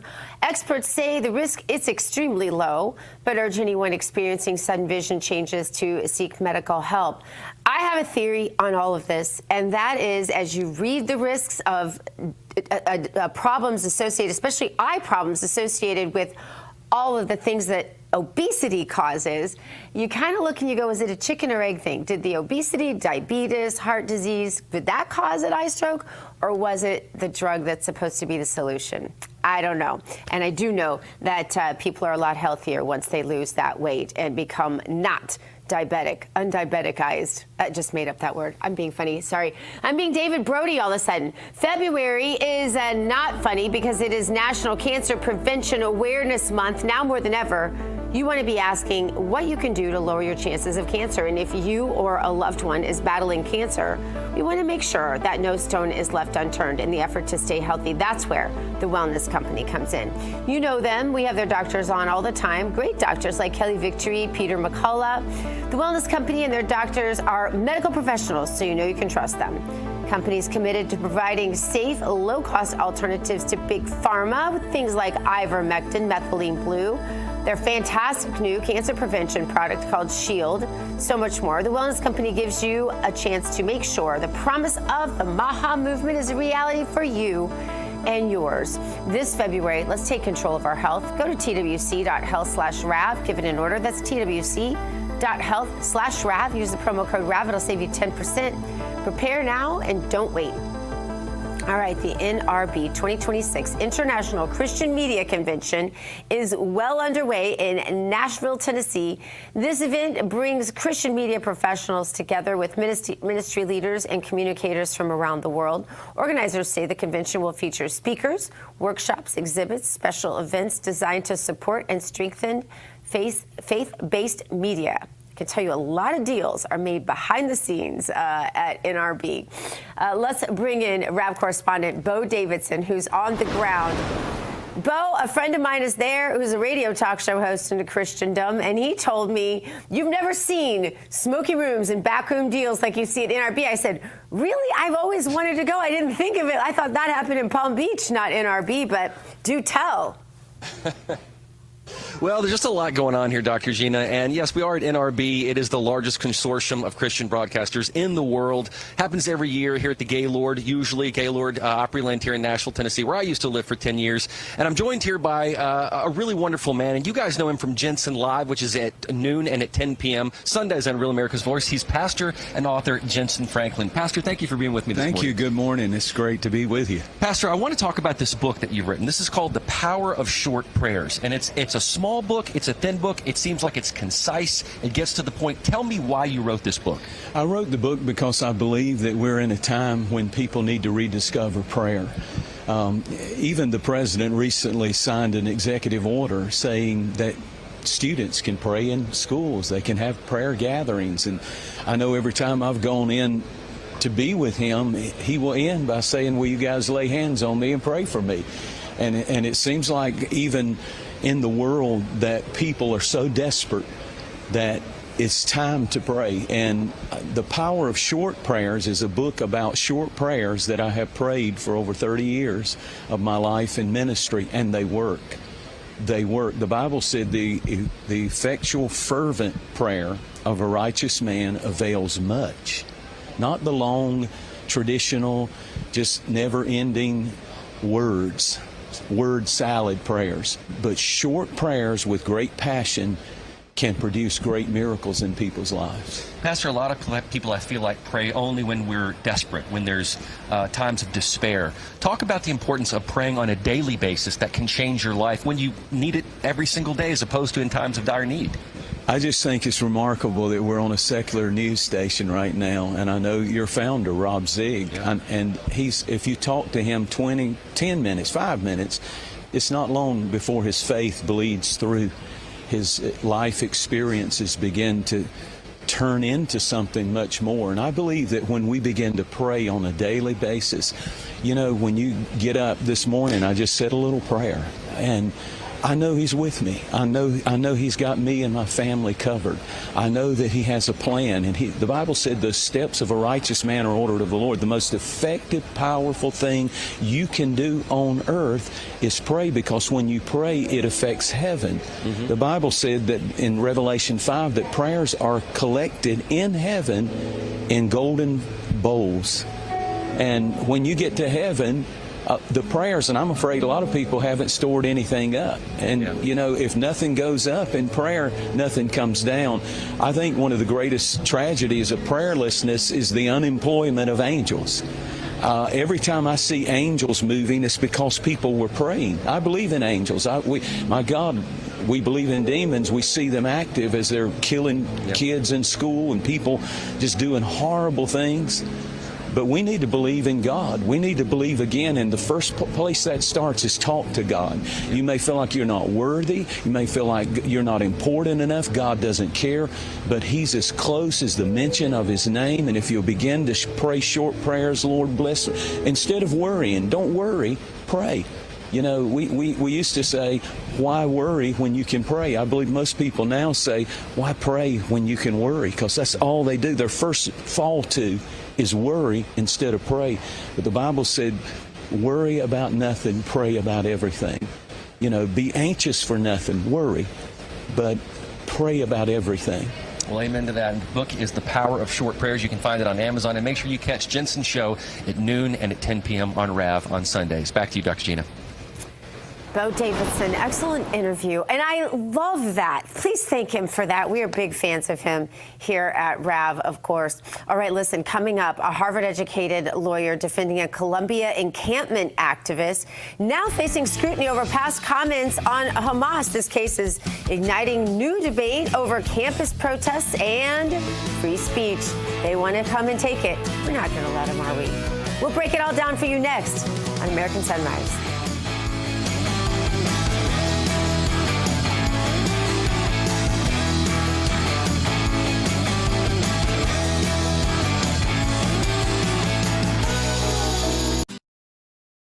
Real America's Voice is growing, and now it's all in one place. Introducing the new and improved RAV app, built for access, community, and choice, not paywalls. Here's the key. RAV is still free to watch. No sign-in, no membership required. Your favorite live streams, breaking coverage, and video on demand are all right there. Free, just like always. For the War Room Posse, we have to be a force multiplier on this. We have to stick the landing. In the White House, in the Oval Office, you're crushing it, my friend. And if you want more, the members section is your backstage pass. Get exclusive behind-the-scenes photos and videos, insider moments from the studio and the field, and early access to new content before it goes public. Members can also unlock special experiences like virtual meet and greets, member-only auctions, and select event access, plus commercial-free viewing of certain shows inside the app. It's not just an app, it's a community. Download the RAV app today. Find it in the App Store and Google Play.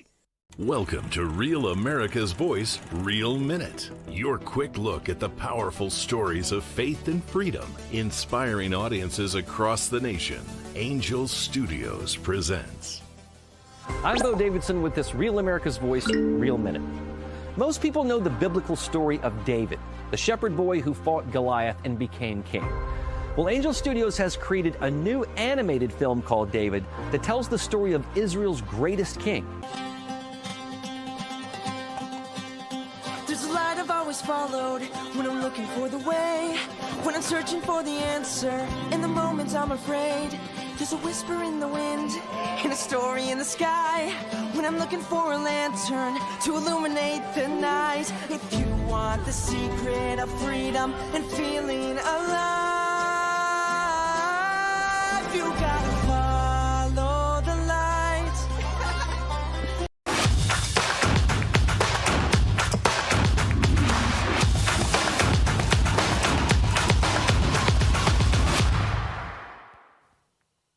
Welcome back, everyone. Coffee pods are easy, but most of them are just caffeine and not much more. Rejuvenate pods are built differently, though. They're clean Arabica pods that are infused with CAAKG, which is a compound that's linked to longevity, metabolism, and deep cellular energy. It's the easiest way to get better focus, smoother energy, and long-term benefits without changing your routine.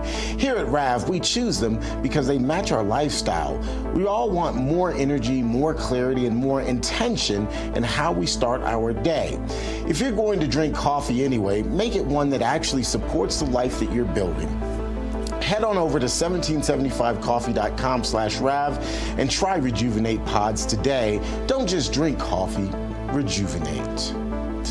Well, now that we're caffeinated, it's time to stay awake, not woke. And who is woke today, you ask? Well, it would be Harvard-educated lawyer Jonathan Wallace. Wallace is representing Columbia encampment activist Kimani James in lawsuits against the university and a member of Congress. The attorney has faced criticism for past comments comparing Hamas terrorists to World War II French resistance fighters. Let's bring in Dr. Gina and David to talk a bit more about that. Dr. Gina, your thoughts on all of this? Well, David, I have to say that I'm going to flip to you first because, to be completely honest, I got in the chat and got completely distracted with someone complaining that there were no churches in their area, and I lost my train of thought. So, David, you go. See, because you're the pulse of the show, you're in the chat, and I love that. Okay. Yeah, but so, you got to keep your brain on and stay with the show, too. You can't just get in the chat and lose yourself. So that's what I just did. I'm sorry, you say brain on. I don't know anything about that, but you lost me at brain on. All right, so here's the thing, a couple of things. This guy is representing a crazed liberal, so it makes sense that a crazed liberal would represent a crazed liberal. So let's just start there. By the way, he is Jewish, we should point out. So he's defending Hamas. He is Jewish. Now, let's be clear. He is a secular Jew, right, a Reformed Jew, and he actually said this about his Judaism. He goes, I cannot get a grip on the idea of God. So he's a Jew culturally and DNA-wise, ancestry DNA-wise, but he's not a Jew as it relates to being a faithful, practicing Jew, for sure. By the way, here's another thing this lawyer said. Remember, this is a Jewish lawyer, once again, secular Jewish lawyer. He said that he thought Hamas was clever. That was the word. He used the word clever. He thought Hamas was clever for hiding civilians in Gaza basically hiding their weapons and infrastructure underneath civilian areas. He goes, that was a great idea. Very clever of them. I mean, this guy's nuts. So he is correct when he says he cannot get a grip on the idea of God. I can confirm that with the stuff that he says. T. Bates. Yeah, and Dr. I think Gina, any thoughts? I did remember one thing I was wanting to say about this. I think that I think we have to be very careful about conflating people who say they are of a certain faith, but it really isn't their faith, because it isn't a faith. It's just it's almost like an identity to be used almost in a DEI kind of a way, and that truly is the enemy of faith. It's kind of the opposite of faith, Terrance, and I think that's really important to note, because I hear a lot of conflation in this. So I've gotten in the habit now when people tell me what religion they are, I ask them how they love practicing that religion the most. And it's fascinating the answers you'll get from that. And I think I would like to ask this guy that question. Well, and I'll just... Go ahead, T-Bates. Go ahead, David. No, Go ahead. Make your point, and then I'll wrap it up. Well, I'll just quickly say, growing up as a Reformed Jew, I can speak to this specifically. The way, because I grew up as a secular, I grew up like this guy, okay? The way they justify it is in cultural terms. They'll say, well, we do this ritual, and we do that ritual, and we do... That's how they express their faith. Well, I mean, can I just say it? That's a bunch of crap. I mean, rituals aren't going to get you into heaven.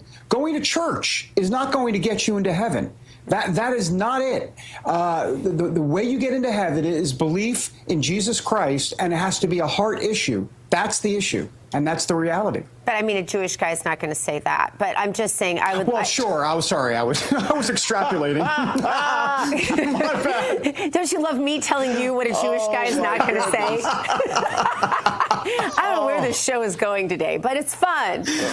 Oh my God! Well, with that, Dr. Gina, there's no need for me to wrap anything up with a bow. I think you just did it. A Jewish guy is not going to say that, David.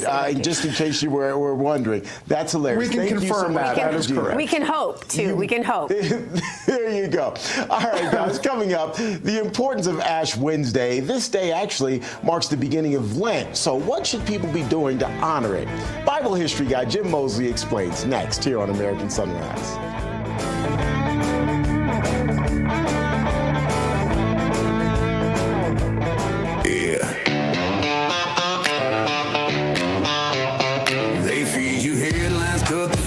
Say it loud enough, call it fact. Change the words, dodge the blame. Sell the lie, then double back. From Real America's Music, the label that brought you Anthem of the Free, The Boss, and Somali Waltz, comes a brand new anthem built for a distrustful age. Truth Bomb by the Truth Bombers.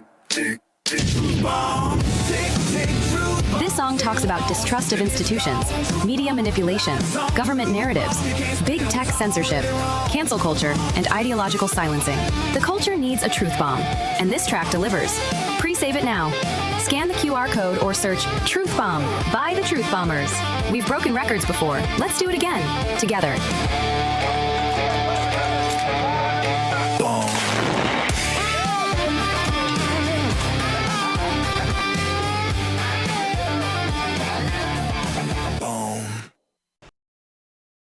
Real America's Voice is growing, and now it's all in one place. Introducing the new and improved RAV app, built for access, community, and choice, not paywalls. Here's the key. RAV is still free to watch. No sign-in, no membership required. Your favorite live streams, breaking coverage, and video on demand are all right there. Free, just like always. For the War Room Posse, we have to be a force multiplier on this. We have to stick the landing. In the White House, in the Oval Office, you're crushing it, my friend. And if you want more, the members section is your backstage pass. Get exclusive behind-the-scenes photos and videos, insider moments from the studio and the field, and early access to new content before it goes public. Members can also unlock special experiences like virtual meet and greets, member-only auctions, and select event access, plus commercial-free viewing of certain shows inside the app. It's not just an app, it's a community. Download the RAV app today. Find it in the App Store and Google Play.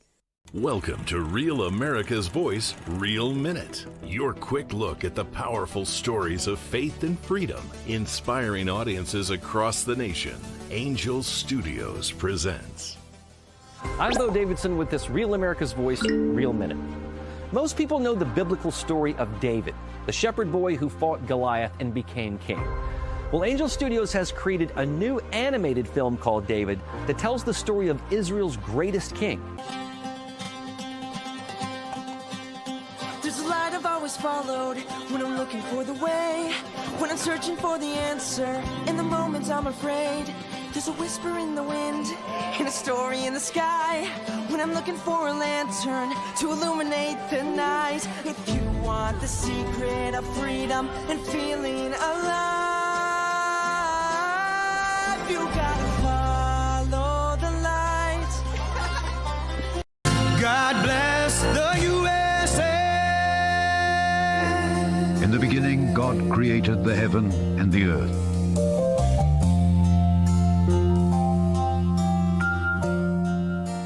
American Sunrise. It's time now for our Moments of Faith, brought to us by Lee Greenwood and the Lee Greenwood God Bless the USA Bible.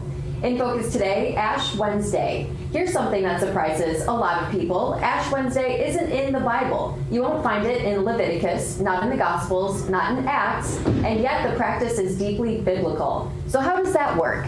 Here to help us analyze this is our friend Jim Mosley, the author of The Duke of D.C., The American Dream, Discovering Jesus' Disciples, Who They Were, What They Believed, and What They Achieved. Jim also co-wrote a book with Dr. G, The Days of Creation by Heart, teaching children how God made the world. But around here, we simply call him the Bible history guy. Good morning, Jim. Thanks so much for being with us.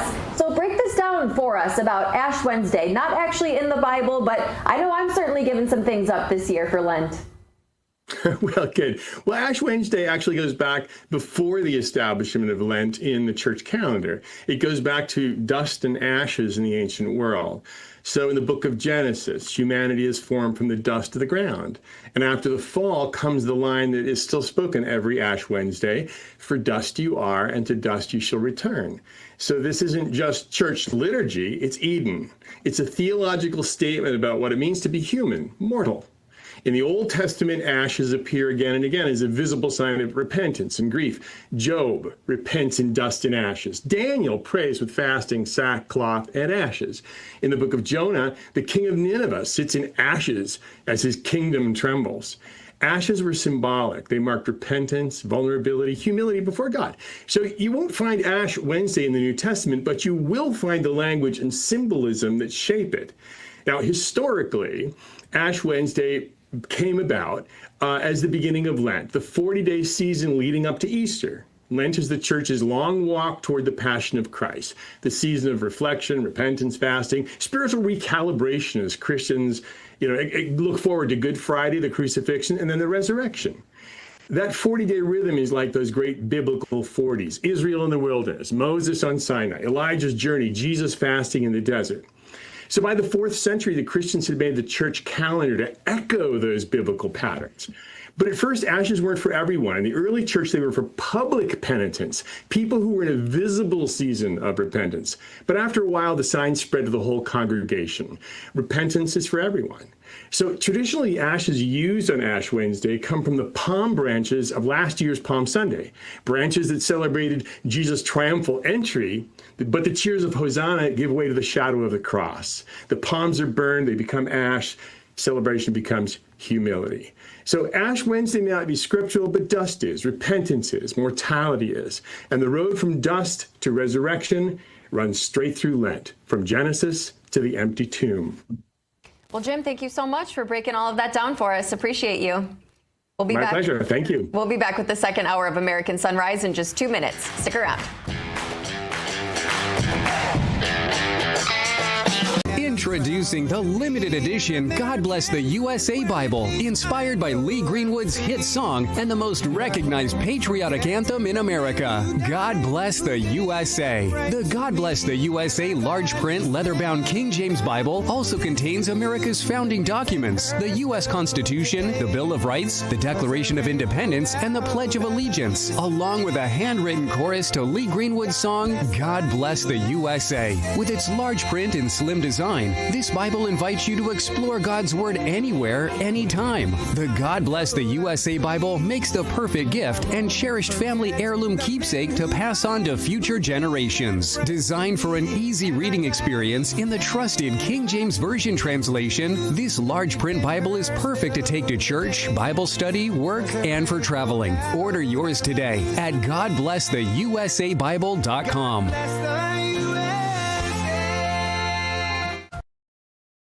Real America's Voice is growing, and now it's all in one place. Introducing the new and improved RAV app, built for access, community, and choice, not paywalls. Here's the key. RAV is still free to watch. No sign-in, no membership required. Your favorite live streams, breaking coverage, and video on demand are all right there. Free, just like always. For the War Room Posse, we have to be a force multiplier on this. We have to stick the landing. In the White House, in the Oval Office, you're crushing it, my friend. And if you want more, the members section is your backstage pass. Get exclusive behind-the-scenes photos and videos, insider moments from the studio and the field, and early access to new content before it goes public. Members can also unlock special experiences like virtual meet and greets, member-only auctions, and select event access, plus commercial-free viewing of certain shows inside the app. It's not just an app, it's a community. Download the RAV app today. Find it in the App Store and Google Play.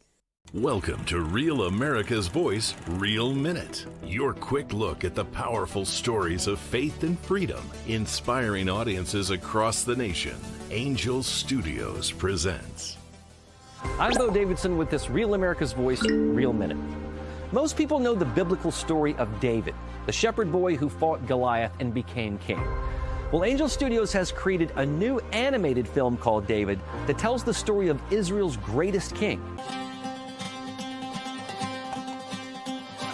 I've always followed when I'm looking for the way, when I'm searching for the answer. In the moments I'm afraid, there's a whisper in the wind and a story in the sky. When I'm looking for a lantern to illuminate the night. If you want the secret of freedom and feeling alive, you gotta follow the light. Coming up on this second hour of American Sunrise, the Epstein Ranch. Lawmakers in New Mexico have approved a truth commission in order to compel testimony to uncover what really happened there. This, of course, all at Jeffrey Epstein's Zorro Ranch there in New Mexico. We have reaction coming straight ahead. Plus, a fight in Utah. A GOP-aligned group aims to overturn Utah's recent redistricting plan, saying that it's met the required number of signatures in order to send the issue to voters in November. We'll be talking about the ongoing political fight. That's coming up. And then later, CBS versus Stephen Colbert. The late-night show host openly slams his own network live on the air, blaming both the network's lawyers and the FCC for allegedly censoring his interview with the Texas Senate candidate. We'll have the details on that later this hour. Those stories and so much more coming your way right now on this second hour of American Sunrise. Good morning, America. Welcome to American Sunrise. Whether it's culture, we have breaking news to share with you. Politics. President Trump is joining us live now from Florida. We've got you covered. This is what it looks like to be a patriot. We have to protect the American family. The American dream is still alive. I'm David Brody. I'm Terrance. And I'm Dr. Gina.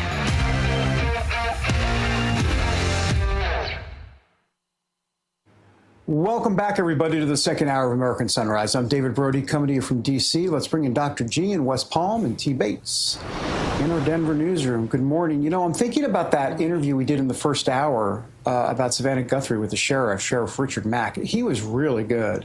And it just makes me think about, I think why it gets a lot of attention, obviously, it's a grandmother taken, some sort of kidnapping. That's unusual to begin with, but people love a whodunit mystery. I mean, that's part of it, too. I think that has a lot to do with it. I will say this. What's interesting to me is that there's now some new reporting out there that Savannah Guthrie, you know, she wrote a book in 2024, And in the book, it's wild. In the book, she actually talks about how there was a game they used to play about kidnapping.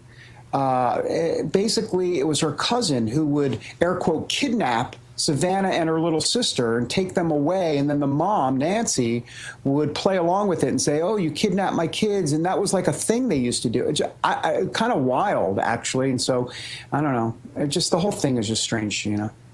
It is strange, and I understand the intrigue, and I mean, my heart goes out to the family. Look, even if someone in the family is involved, as Sheriff Mack said, you know, happens a lot of times in these situations, even if there's still family members that were not involved that are desperately missing their loved one, and that's very sad. But I can't help but just notice the contrast. You know, someone in our chat said, if my mother was kidnapped, it wouldn't have had 2 weeks of coverage, and oh, how right you are.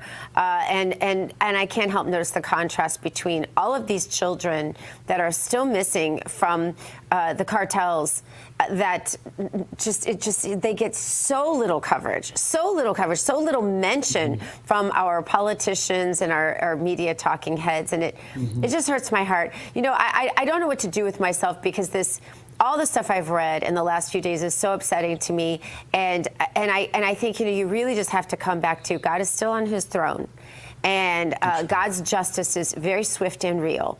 And we will all face it one day. And so whoever all the bad guys are, we still have to fight it here on earth. That doesn't excuse us, and that doesn't let us be, oh, I have to preserve my peace. I have to preserve I can't read this stuff. I don't want to read it either. But we have to read it to stay motivated, to continue to fight for the children that are still missing and tortured in satanic rituals, which I just didn't realize was happening today. I thought that was something that happened in horror movies. It's worse than horror movies. David, the stuff I sent you last night, worse than horror movies. Yeah. Yeah, it's rough. Yeah. Well, guys, we are still continuing to follow the very latest in the search for 84-year-old Nancy Guthrie. She, of course, has now been missing nearly 3 weeks. Joining us, on the ground there in Tucson, Arizona, as this investigation develops, is RAV correspondent Kevin Posobiec. Kevin, good morning to you. So, look, in our last hour, we kind of mentioned these 4 ransom notes that have allegedly been sent, but it seems that there's still no proof of life, which raises questions about the authenticity of the ransom note. What's the reaction on the ground there as it relates to those notes? Well, a quick follow-up on that, Terrance, is that TMZ is reporting that they will no longer be giving updates for any new ransom notes. I believe they'll still be coming in, but the reaction to that is that, you know, the last one in particular claimed that Nancy could possibly be south of the border, and this person knows where she is. She saw Nancy, and she sees her with them. So what could that mean? Is that them as a transgender person or them as a group of people? We're still looking to find out, but that's regarding the ransom notes themselves. Another update I can give is that the DNA regarding Sheriff Nanos and their investigation, the DNA from the house that was recovered does not match the DNA on the gloves. Okay. And so there's some hesitancy there in getting this into each database and cross-referencing it with families. So, you know, we're being a bit of gumshoe detectives down here. We're getting some pushback from that, local media all around, and you know the lack of press conferences too and official statements from anybody really is it's turning into like she said, murder or mystery.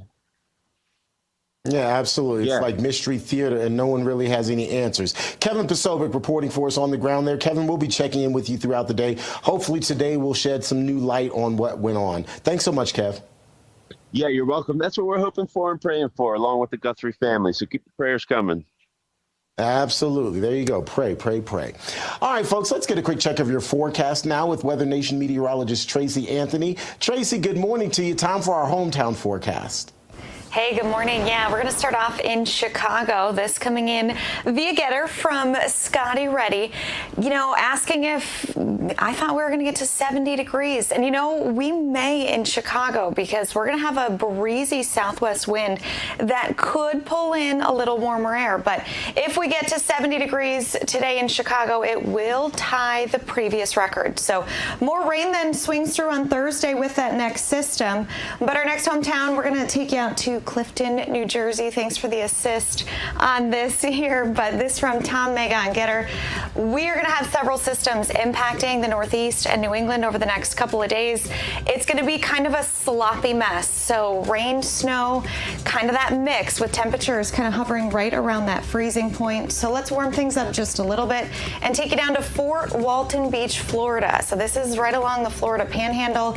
Beautiful weather conditions. You will be dodging some rain showers. We are starting to get into that rainy season. Not there quite yet, but next week, that's when our weather conditions will take a turn. So Glenn, brace for some of the cooler temperatures next Monday and Tuesday as we drop down close to freezing early Tuesday morning. Terrance? All right, thank you so much, Tracy. Talk to you tomorrow. All right, folks, let's switch things over and I can't speak. Bring David Brody into the mix. David, good morning. I'm sorry that I'm just all mashugana this morning. Mashugana, I like it. All right, T. Bates. You like it? New Mexico, I do. New Mexico now moving forward with a truth commission to dig into what really happened on Jeffrey Epstein's sprawling Zorro Ranch. We really don't hear much about the ranch at all, actually. Now we have this state-backed investigation. It's got subpoena power. It's aimed at uncovering years of alleged abuse that federal agents never fully searched. And with millions of now new DOJ documents public, pressure is growing to expose, now I can't speak, T. Bates, who knew what and when. Joining us now with a reaction is Miami GOP committeewoman Angie Wong, my good friend Angie Wong. I don't know why I talk like that. Hey, guys. Angie. Hey, Angie. I'm going to pick up a twang after this segment. Well, I appreciate it, Angie. Look, this ranch in New Mexico, I'm curious to get your reaction to what we've been hearing about this. The tentacles of this are everywhere. Yeah, this is a story that doesn't stop giving. This Truth Commission coming out of New Mexico is coming in a couple of years too late. So you have to look at the timing of everything. Now, the AG in New Mexico is saying, well, we let New York AG have their turn to investigate. They were going to do a nationwide probe. I don't know if I really buy that story because look at what the timing of this looks like, right? You have all this push-pull with the Clintons and their subpoenas. They were first subpoenaed by Congress back in the summer of 2025. Now that Pam Bondi has said that she's released 3.5 million Epstein files and they're all out there, they still don't believe her. In fact, they pulled her into a congressional hearing last week to probe her and to kind of make fun of her, to say she didn't do her job. So I think all of this shows me that Democrats are really panicked about these Epstein files, and they need a pathway forward to do their lawfare, like to stall, to delay, to have subpoena powers, as you said, to gain additional testimonies, and they're trying to gain access to more records of the Epstein files. They're saying not all of it was released by Pam Bondi. So, I think this is their vehicle to do so.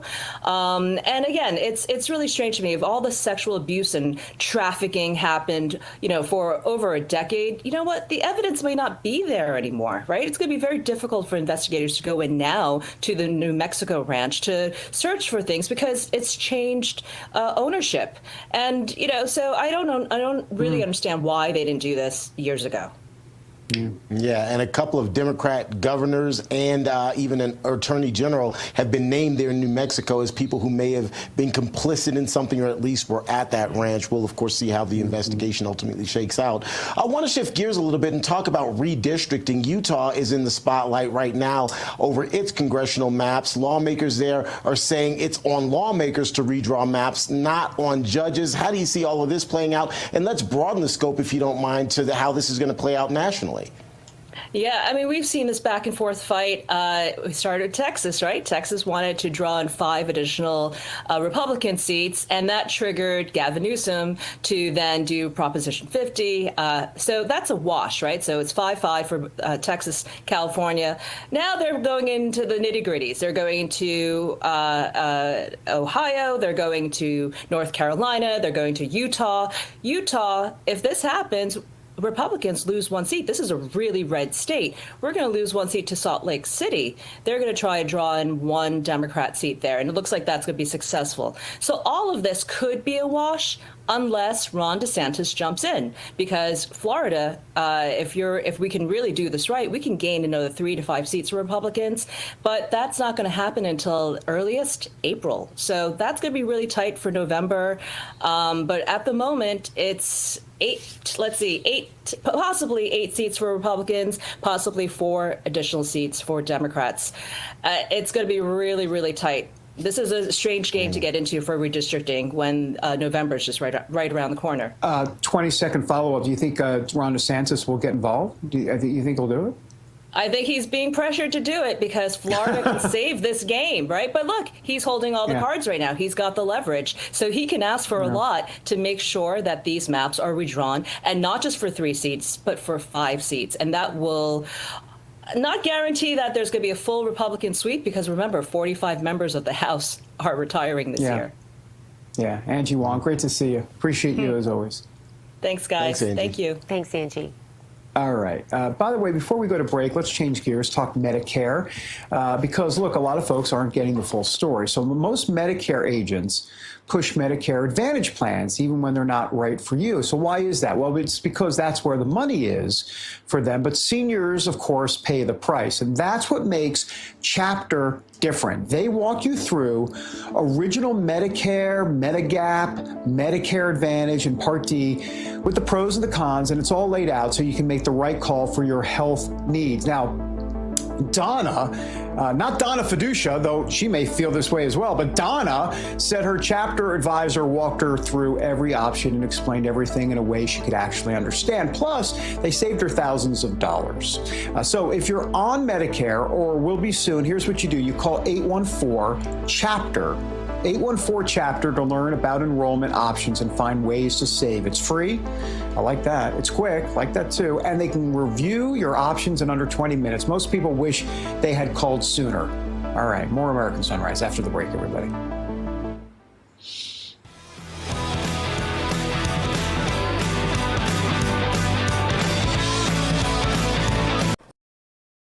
Real America's Voice is growing, and now it's all in one place. Introducing the new and improved RAV app, built for access, community, and choice, not paywalls. Here's the key. RAV is still free to watch. No sign-in, no membership required. Your favorite live streams, breaking coverage, and video on demand are all right there. Free, just like always. For the War Room Posse, we have to be a force multiplier on this. We have to stick the landing. In the White House, in the Oval Office, you're crushing it, my friend. And if you want more, the members section is your backstage pass. Get exclusive behind-the-scenes photos and videos, insider moments from the studio and the field, and early access to new content before it goes public. Members can also unlock special experiences like virtual meet and greets, member-only auctions, and select event access, plus commercial-free viewing of certain shows inside the app. It's not just an app, it's a community. Download the RAV app today. Find it in the App Store and Google Play.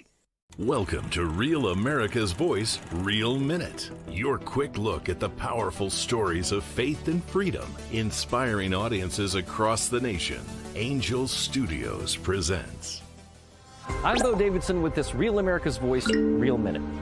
Most people know the biblical story of David, the shepherd boy who fought Goliath and became king. Well, Angel Studios has created a new animated film called David that tells the story of Israel's greatest king. I've always followed when I'm looking for the way, when I'm searching for the answer. In the moment I'm afraid, there's a whisper in the wind and a story in the sky. When I'm looking for a lantern to illuminate the night. If you want the secret of freedom and feeling alive, you gotta follow the light.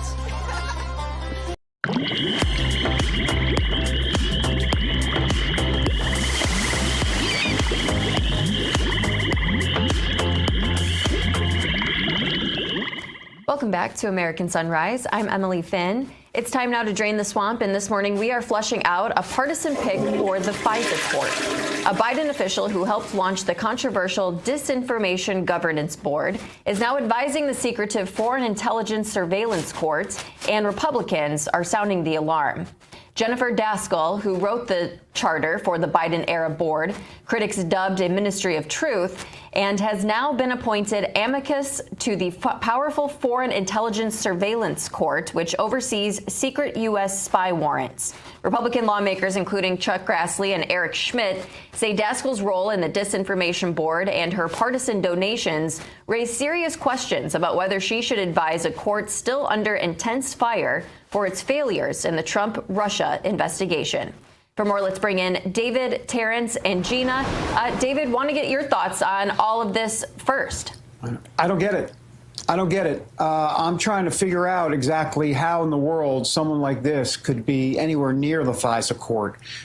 So I'm going to look into the specifics of it because I think it's a bit intricate, but I'll take a look. Obviously, she shouldn't be anywhere near it, but she is. And I'm not quite sure of the legal recourse that can be done here, Gina. Yeah, I have no idea, but this seems like such a no-brainer. And if the situation were reversed, I feel like I say that every single day on the show multiple times a day, but if the situation were reversed and there were, first of all, if there were a conservative out there who was half as corrupt as this woman is, for any reason, the Democrats would be up in arms. But then you have someone like this who's, been proven corrupt. And you know who should be up in arms? The Democrats, but they're not, Terrance. Yeah. David and Gina, I'm going to kind of turn this back on you because I have questions about whether anyone should be added to the FISA court, given the recent criticism around the court itself and its actions. Should people just let dead dogs be still and not add anyone to the court at all, regardless of that person's reputation, David?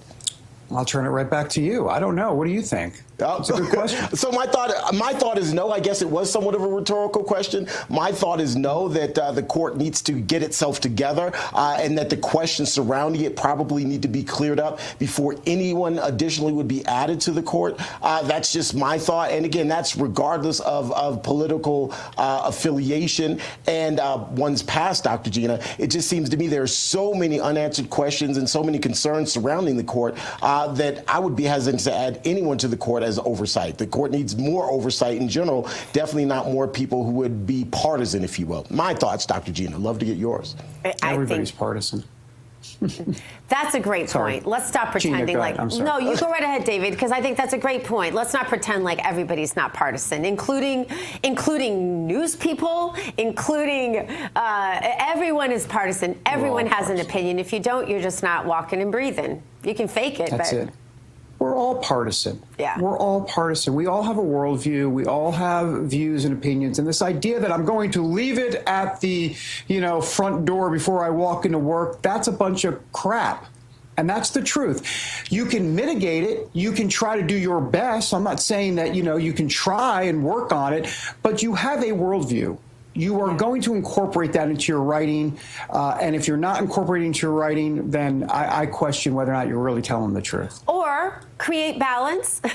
There's an idea, like we do on this show all the time. I would love to meet Democrats that would love to come on this show. I'd love to meet atheists, satanic people, whatever, people that have different opinions. We would welcome them on this show. I love the conversation and civil discourse, Terrance, as you and I have talked about many times. And I think balance is the answer. But pretending like no one's partisan, David, you're right. Let's call that bluff. Yeah, well, Gina, coming up a little later, we might have a Democrat that you should bring on the show. Hillary Clinton is continuing to claim that she and her husband did nothing wrong in the run-up to their testimony before lawmakers later this month. We'll talk about what she had to say after the break. Stick around.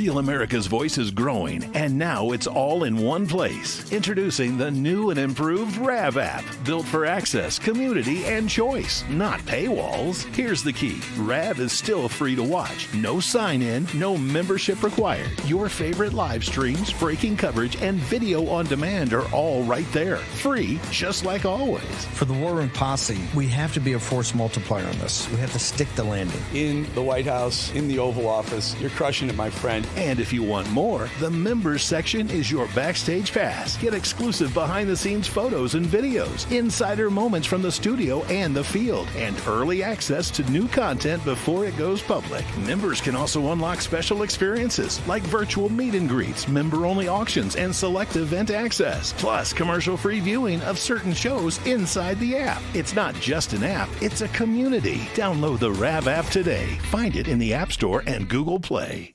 Welcome to Real America's Voice, Real Minute. Your quick look at the powerful stories of faith and freedom, inspiring audiences across the nation. Angel Studios presents. I'm Bo Davidson with this Real America's Voice, Real Minute. Most people know the biblical story of David, the shepherd boy who fought Goliath and became king. Well, Angel Studios has created a new animated film called David that tells the story of Israel's greatest king. There's a light I've always followed when I'm looking for the way, when I'm searching for the answer. In the moments I'm afraid, there's a whisper in the wind and a story in the sky. When I'm looking for a lantern to illuminate the night. If you want the secret of freedom and feeling alive, you gotta follow the light. At Real America's Voice, we know that you want to be a part of something bigger. That's why we've teamed up with AMAC, the Association of Mature American Citizens, to build a real community of folks who care about faith and our country's future. There is no force on earth that can stop us from saving our country. Want to be a part of this movement? It's easy. Just scan the QR code on your screen right now. That's right. Grab your phone and scan the QR code to join the AMAC and Real America's Voice family today. By scanning the QR code, you'll unlock exclusive content, connect with like-minded Americans, and be first in line for events that celebrate our shared values. So don't wait. Scan the QR code. Join us today and become part of a community that stands for faith, family, and freedom. Real rights, they come from God. With AMAC and Real America's Voice. Go ahead. Scan the QR code now.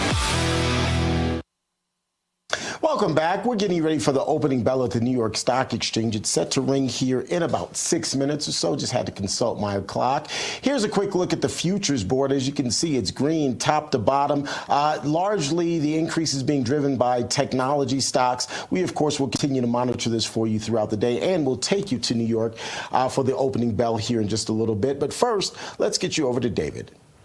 Okay, T. Bates, appreciate it. The Clintons are back under the microscope as a new wave of Epstein files sparks fresh fury on Capitol Hill. So at the just concluded Munich Security Conference, Hillary Clinton blasted the Justice Department. She was accusing officials of slow-walking the release, redacting powerful men's names, and stonewalling Congress. And the failed presidential candidate and former Secretary of State also went on to dismiss evidence that that she and her husband had close ties to Epstein. This is what she said on the BBC. Take a look. Do you regret the links that there have been? You know, we have no links. We have a very clear record that we've been willing to talk about, which my husband has said. He took some rides on the airplane for his charitable work. I don't recall ever meeting him. Did you ever meet Ghislaine Maxwell? I did on a few occasions, and thousands of people go to the Clinton Global Initiative. So it to me is not something that is really at the heart of what this matter is about. They are accused, and in both cases were convicted of horrific crimes against girls and women. That should be the focus. And we are more than happy to say what we know, which is very limited and totally unrelated to their behavior or their crimes. and we want to do it in public because let's make this transparent. All right, for more, let's bring in Dr. G to discuss this. So, Gina, was Bill Clinton doing some charitable work in the hot tub on Epstein Island? What's going on there? I mean, there are a lot of pictures with Hillary and Bill and Epstein. And so, you know, and I'm not saying, look, I live here in Palm Beach, sunny place for shady people, right? And I'm sure there are pictures of me at events that I go to, and probably you, David, in Washington, D.C., not exactly the most completely pure place in the entire world. You know, and you go to parties and you're in pictures of people. That's a different thing. You know, on the jet, on the island, with them over and over again. Look, I don't disagree with anything Hillary said about this. I don't disagree with the fact that I think that everything should be public. They should be doing massive investigations of every single person mentioned. And if I were in the Epstein files because, hey, I saw him at a party and gotten a party pic with them, I would say, yes, please investigate me, because all I care about is that the crime rings that not just the ones that happened then, but the ones that are happening now, that these are thoroughly investigated, and that these satanic, ritualistic, horrible things that are happening to our children. And by the way, Hillary, there are boys being abused too. I hate the way she intentionally makes it all a gender issue, right? It's not a gender issue. There are boys involved, little boys that have been hurt in all of this too. And let's investigate it to its end, David. I am all for that. I agree. And here's the other part of it here, that the DOJ says a lot of the salacious stuff, you know, you just mentioned a few things there, is, quote, unverified. Okay, so let me get this straight. Fine. Yeah. If it's unverified, how about you try and go and verify it? I mean, you know, where's that? Yeah, how about the investigation to verify? Yeah, that's the other thing, David, that's really frustrating me in this. There are a few things, but this is one of them that's really frustrating me, and why I won't get off of this like a pit bull in a good way, is because, you know, for them to say that things are unverified, great. Let's investigate and verify them. And I want to know the answer to this question, David. And I've asked you this probably 20 times in text, as you and I've gone through a lot of these Epstein files together. Why are so many of the to and from names redacted? Let me tell you something. That's not to protect victims. So let's stop with the we need to redact stuff to protect victims. Let's unredact that, and let's get down to let's stop saying this is something in the past we need to move on. No, it isn't. It's happening today, and a lot of it's happening today because of things that happened in the past. So let's investigate it. Let's just investigate it. I totally hear you. We got to get to T. Bates, but let me just say, I think the reason they're doing that, the DOJ, is they don't want to get sued with the two in the front. So we'll talk about it more. All right. Gina's disappeared. She's been raptured. I'm the only person left on Earth. Actually, T. Bates is here as well, and he's sponsored by AMAC. The Association of Mature American Citizens is the conservative voice for Americans 50 and older. AMAC is fighting for the values that you hold dear. Join today. Together, we can write the course of America.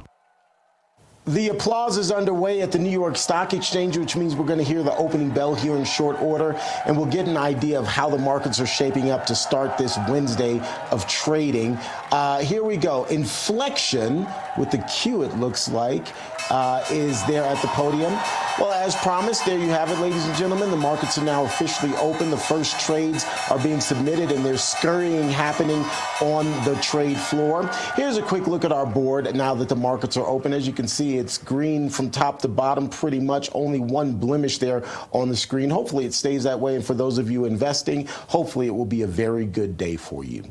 Still to come here on American Sunrise, though, Stephen Colbert blasts CBS, accusing the network of caving to FCC pressure after axing an interview with Texas Democrat James Tallarico. So is Colbert calling out censorship on his way out? We'll talk about it after the break. First, though, here's another upcoming release by Real America's Music. There's more music on the way, even full albums.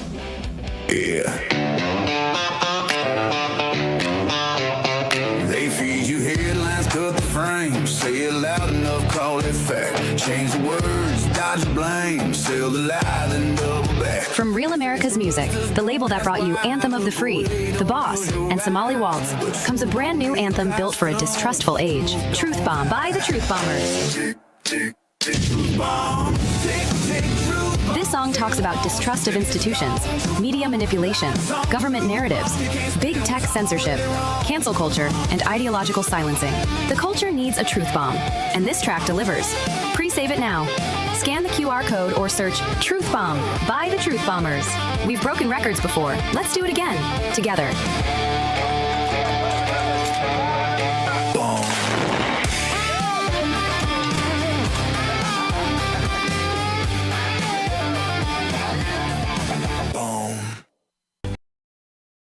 Real America's Voice is growing, and now it's all in one place. Introducing the new and improved RAV app, built for access, community, and choice, not paywalls. Here's the key. RAV is still free to watch. No sign-in, no membership required. Your favorite live streams, breaking coverage, and video on demand are all right there. Free, just like always. For the War Room Posse, we have to be a force multiplier on this. We have to stick the landing. In the White House, in the Oval Office, you're crushing it, my friend. And if you want more, the members section is your backstage pass. Get exclusive behind-the-scenes photos and videos, insider moments from the studio and the field, and early access to new content before it goes public. Members can also unlock special experiences like virtual meet and greets, member-only auctions, and select event access, plus commercial-free viewing of certain shows inside the app. It's not just an app, it's a community. Download the RAV app today. Find it in the App Store and Google Play.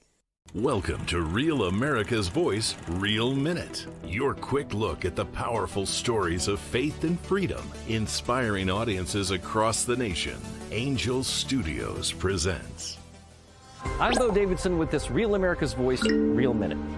Most people know the biblical story of David, the shepherd boy who fought Goliath and became king. Well, Angel Studios has created a new animated film called David that tells the story of Israel's greatest king. I've always followed when I'm looking for the way, when I'm searching for the answer. In the moments I'm afraid, there's a whisper in the wind and a story in the sky. When I'm looking for a lantern to illuminate the night. If you want the secret of freedom and feeling alive, you gotta follow the light.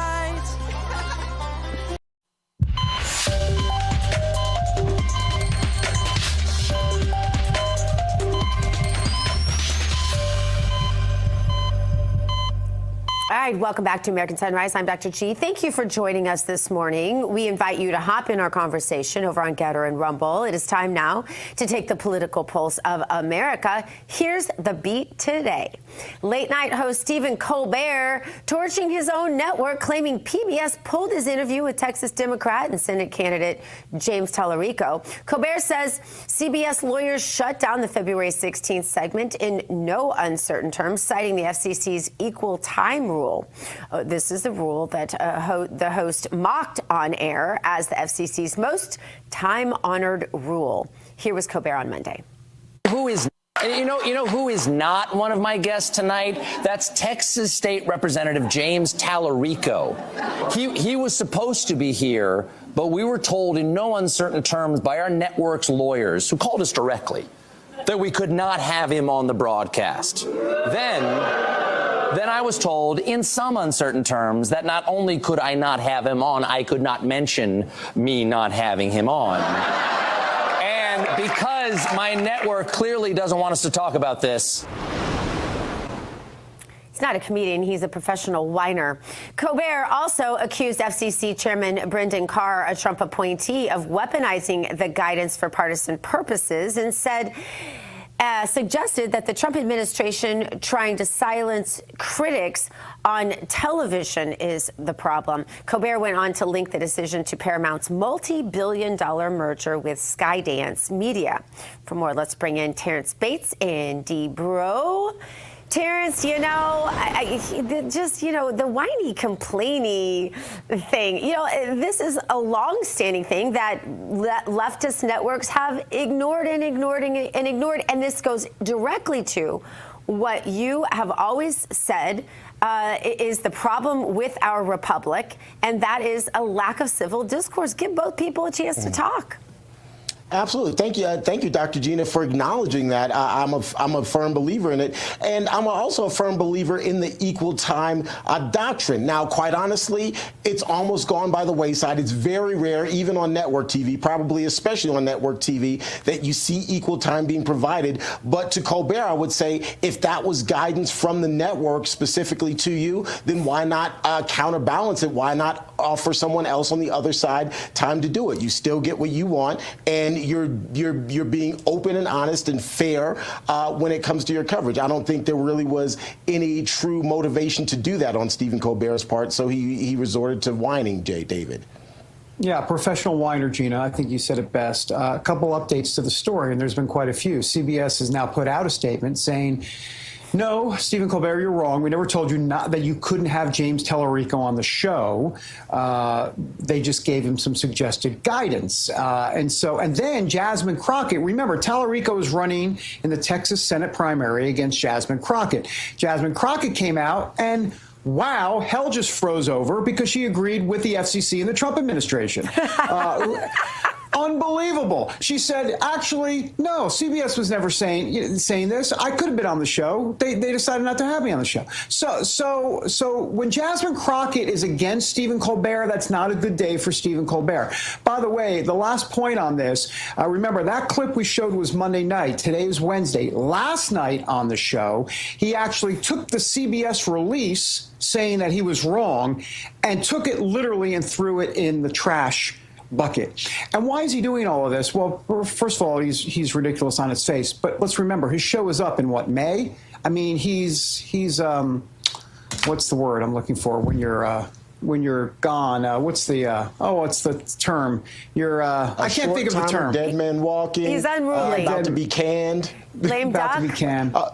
Yeah, lame duck. That's it. He's lame duck. So that's it. Anyhow, that's it. I have nothing else. Me either. I'm spent, Dr. Gene. I think we covered it. Well, I'm just so curious how he can get away with this on their air. I mean, I've never seen such an absolute circus. It's a little shocking. It is a little shocking. Yeah. I think I wonder if he would have done it if his contract, if they weren't going to renew him and he was gone. But anyhow, that's that. All right, let's change gears now. Early voting has begun in Texas. We were just talking about it because voters are casting ballots in competing primary elections. First of all, on the Republican side, there's this high-profile contest. I mean, this is fascinating. You got incumbent Republican Senator John Cornyn, who's been there since like 1742, and he's being challenged by Texas Attorney General Ken Paxton, we know him, and also Congressman Wesley Hunt. Then on the Democrat side, we just talked about this. You got State Rep, I should say, James Tallarico is competing for the nomination for the United States Senate seat against Texas Congresswoman Jasmine Crockett. For analysis, let's bring in preacher, author, activist John Amachukwu, not a fan of the Colbert Show, I'm assuming. Pastor, great to see you. Tell us more about what you think of Colbert and the race with the Republicans and the Democrats and anything, what you had for breakfast, whatever you want to talk about. Good morning. Well, first and foremost, thank you so much for having me on. Listen here. The left has lost their mind. They don't have a platform. Their platform is to destroy America. Their platform is Marxist, atheist ideologies. Their platform is communism. Their platform is destroying the nuclear family. Their platform is telling black Americans that we're too dumb to get a voter ID. And people like Jasmine Crockett sign off on that. And so what we're seeing from the left is constant insanity. This is why Trump won in the landslide during the past election. And I strongly believe that if Republicans keep the main thing, securing the border, giving us bigger paychecks and keeping more money in our pockets, we are going to win in a landslide. Pastor, you mentioned it, so I'm going to follow you down the road. This fight over voter ID, of course, the Save America Act has passed the House. There are concerns about whether it, in fact, will pass in the Senate. But at the heart of it is voter ID, making sure that you're an American citizen in order to vote. A lot of people have invoked the idea that it's racist. Your thoughts? It's not racist. I mean, it's insane. Just a few weeks ago, people were upset about a 1-second inadvertent clip that was included in a voter fraud video that President Trump's team put out. There were black people upset about that. A week later, they're signing off and saying that we're too dumb to get a voter ID. And so we're saying that we're dumb as monkeys because we can't get a voter ID. It makes no sense. Black people are intelligent. We are competent. We can do anything that anyone else can do. But it's sad to say that when it comes to the Democrat Party, once again, the Democrat Party uses black people as cheap prostitutes to push their agenda, and it has to end. Yeah, uses them for their votes. That's what the Democrats have done best, and they've had the monopoly on it. And it's no wonder they get all up in arms when people like you and others start to call them out on it. John, speaking of Chuck Schumer, the Senate minority, thank God, leader announced over the weekend that he will be introducing federal legislation to make the pride flag a congressionally authorized symbol. This comes after the Department of Interior issued a memo ordering non-agency flags at national parks to be removed. I just wanted your take on this. Listen, we have several national symbols. We have the bald eagle, the oak tree, the rose, and the bison. But now they want to take the fake rainbow. I call it the fake rainbow because in God's rainbow, which naturally occurs in nature, it has 7 stripes, but in the fake rainbow, it has 6. And the color they removed is indigo, which represents God. So they want the symbols of God, the blessedness of God, but they don't want God. What this shows us, once again, is that the Democrat Party hates the God of the Bible. Romans chapter 1 talks about haters of God and inventors of evil things. This symbol that they're pushing upon us now, this fake rainbow, is the reason why we have books like this in our public schools. Books about pornography, books about transgenderism, books that push mental rape and the sodomy of the mind upon our kids. We have to reject this because at the end of the day, are we going to honor a person just because a man sleeps with a man like Don Lemon? Are we going to honor a person because a woman sleeps with a woman? No, but we should honor our American flag. Pastor, where did we go wrong in this country? I mean, you know, a lot of folks will look at the 60s and the early 60s at the Supreme Court when we took prayer out of public school, we took Bibles out of public school. Then, of course, you had Woodstock and all the craziness there. But there's so many other seminal moments. I think of Barack Obama and turning the White House into rainbow colors after Obergefell in 2015. What happened? And quite frankly, I think it's time to point the finger, maybe at the left shore because they'll never stop. But how about to point the finger at us? How about point the finger at, we need to be ready for this fight? Hey, I agree with that. I believe, as we know through the word of God, that judgment is going to start at the house of God. We have to lay this blame at the feet of the Christian church. The Christian church has failed. Our pastors are clowns. They're spineless. They're weak. I believe that weak pulpits create weak Christians. We have pastors today who are afraid to preach from Genesis to Revelations what the Bible says. They're afraid to do their job, and they're apologizing because of the truth of the Word of God. And so we have to command the church to do her job. We are the bride of Christ, but sadly today the bride is afraid to break a nail. So, Pastor, I'm curious, is the preaching enough, or does the church, which is the people, not just the building, have to be out in the community actively ministering, actively being a reflection of God's word? I'll take it a step further. We have to be comfortable with being Christian nationalists. We have to be comfortable with taking the gospel into the marketplace. We need politicians who don't just campaign on being a Christian, but show up and by your voter record show that you are a Christian. That's the problem with our country. We need more pastors to talk about politics. We have to talk about it. If we surrender the world for Satan to push the ideologies of Chuck Schumer and Jasmine Crockett and Kamala Harris, we're going to be left with a society that's regressive, suppressive, and oppressive. But we need the truth of God preached as never before, and that's what I'm trying to do through my movement. Well, practice how to say that last name, because none of us can say it very well. But this man speaks truth, and we appreciate it. John Amanchukwu, thank you so much for being with us today. God bless you. Take care. All right, coming up, high-profile names stepping down, announcing their resignations all over the world after being named in those Epstein files. We're going to talk about the ongoing fallout next. Don't miss.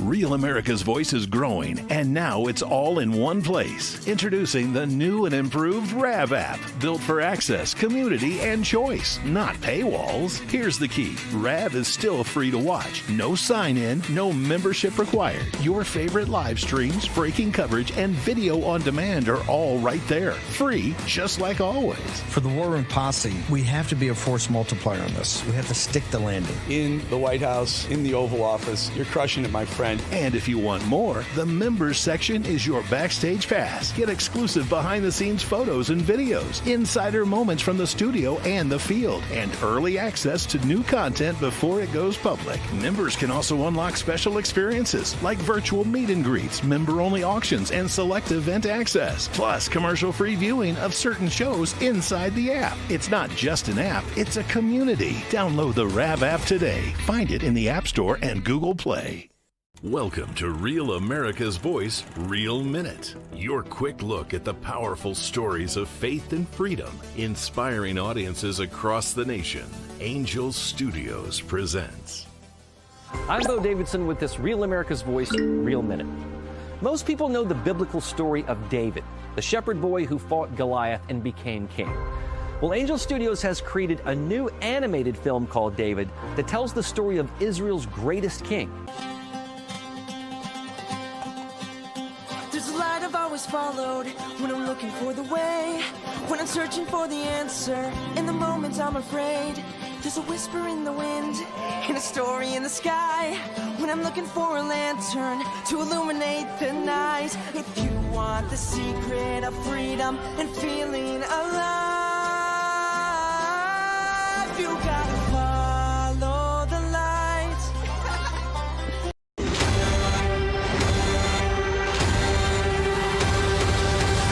Let's spill some tea. Let's spill some tea. Sponsored by Artillery Tea Co., the veteran-owned patriotic brand delivering premium whole leaf tea in biodegradable sachets that brew twice as strong. Patriots, if you love great tea, on your terms, and I do. Check out the Patriots Brew Club for automatic shipments that you get to control. You can cancel or swap flavors anytime, no commitments. You also get free shipping on every order. You have tiered discounts of up to 20%, free milestone rewards along the way. Brew strong, stay patriotic. Head to artilleryteaco.com. Right now, click Join the Patriots Brew Club, and that will get you started, my friend. All right, time to spill some tea. And in the cup today, big names in the Epstein files, with the Department of Justice saying it's released all documents related to Jeffrey Epstein. Careers falling out all around the world. They are here in the U.S. This includes Hyatt Hotels chair Tom Pritzker, cousin of Illinois Governor J.B. Pritzker. No coincidence there. He announced his retirement on Friday. The brother, not J.B. There's also Brad Karp, who's resigned as chairman of top corporate law firm in New York City, Paul Weiss, after being in that position for nearly 2 decades. Top Goldman Sachs counsel Kathy Rimler also has resigned from her post, with emails showing a close relationship with Epstein and even downplaying his sex crimes, if you can imagine.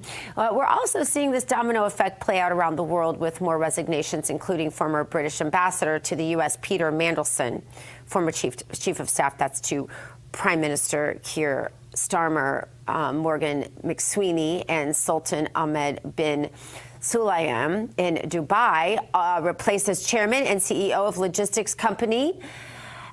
The list goes on, you guys. To discuss more, let's bring in David Brody and T. Bates. Here's the thing. This is so systemic. This is what I've been trying to say to people.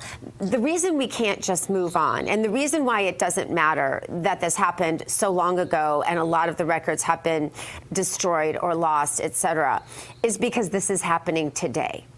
And these people wouldn't be resigning if it weren't happening today, because perhaps the statute of limitations has passed for what they did then. But if you start combing through these things, it's a downward spiral of which I cannot even describe. If you haven't done it, you must do it. And we must do it for the children. Tim Tebow had a great quote. He said, if you picture that little child, not the teenage girls. I'm not talking about that because people have less sympathy for that for some reason, but it should matter just as much. I'm just saying they have less sympathy. But you picture that little 3, 4, 5-year-old girl being tortured in some of these videos that we have watched, and you say to them, I can't do this because it hurts my heart. Tim Tebow said, what hope does that little girl have? Think of the moment she was being tortured or the moment she died. And we owe it to the current horrific things that are happening right now. We owe it to those children to find them, to investigate every single, to leave no leaf unturned, David. And I believe this is an evil that is insidious to our entire culture. Well, listen, Gina, I agree with everything you're saying, and I also have zero confidence that there are going to be any perp walks from this DOJ. Zero confidence. I think this is a bipartisan issue, if you will. I think this is on Democrats, it's on Republicans, it's on the establishment, it's clearly on the elite, the uniparty, all rolled into one, T. Bates. You think they're going to be perp walks, T. Bates? What do you think? I suspect not. I would be happy with a prosecution or 2 or 10. That would be a victory. And again, I'm all for letting prosecutions play themselves out. I just don't see that happening. I don't see the political will. And unfortunately, I think there's politics at play here. I don't see the political will to truly move forward on this. I think many politicians are going to be simply happy with the information being out and the American public making of that information as they choose. But I'm just not so sure there's political will to move forward. I'm sorry. That's just how I see it. Yeah, no, I agree that the elite are lockstep with everything you said. The thing is, the base isn't. Gen Z isn't. Right. And there is a massive outrage on social media, and I don't think it's going to go away. I think there has to be investigations. Yeah. Again, for me, Dr. Gina, I'm sorry, but it goes beyond investigation. I think we all see the smoke, and we know where there's smoke, there's fire. In this particular case, there's an inferno. We know there are some people, just based on what we've read, who are very likely illegally culpable or legally culpable. So forget the investigations. Let's get to some real prosecutions. I doubt that will happen, but at least let the cases play out in court so that people are held accountable. Whether they're convicted or not, leave that up to the juries. But I'd like to see prosecutions, and I'm just not confident that's going to happen. Yeah. I'll leave it alone there. And looking at the connection between the satanic rituals and all of the missing children, that's where we need to go. Coming up, our own David Brody standing by with top story he's been keeping his eye on this morning. The one to watch, coming up next on American Sunrise.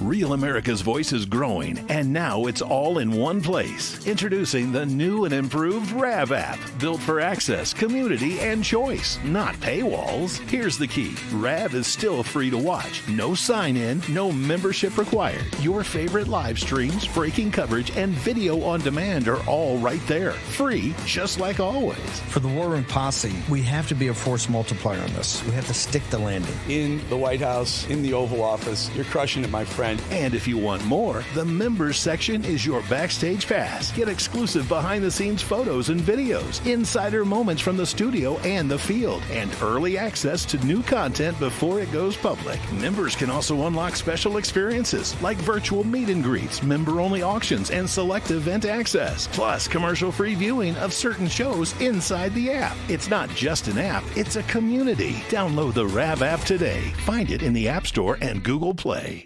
Welcome to Real America's Voice, Real Minute. Your quick look at the powerful stories of faith and freedom, inspiring audiences across the nation.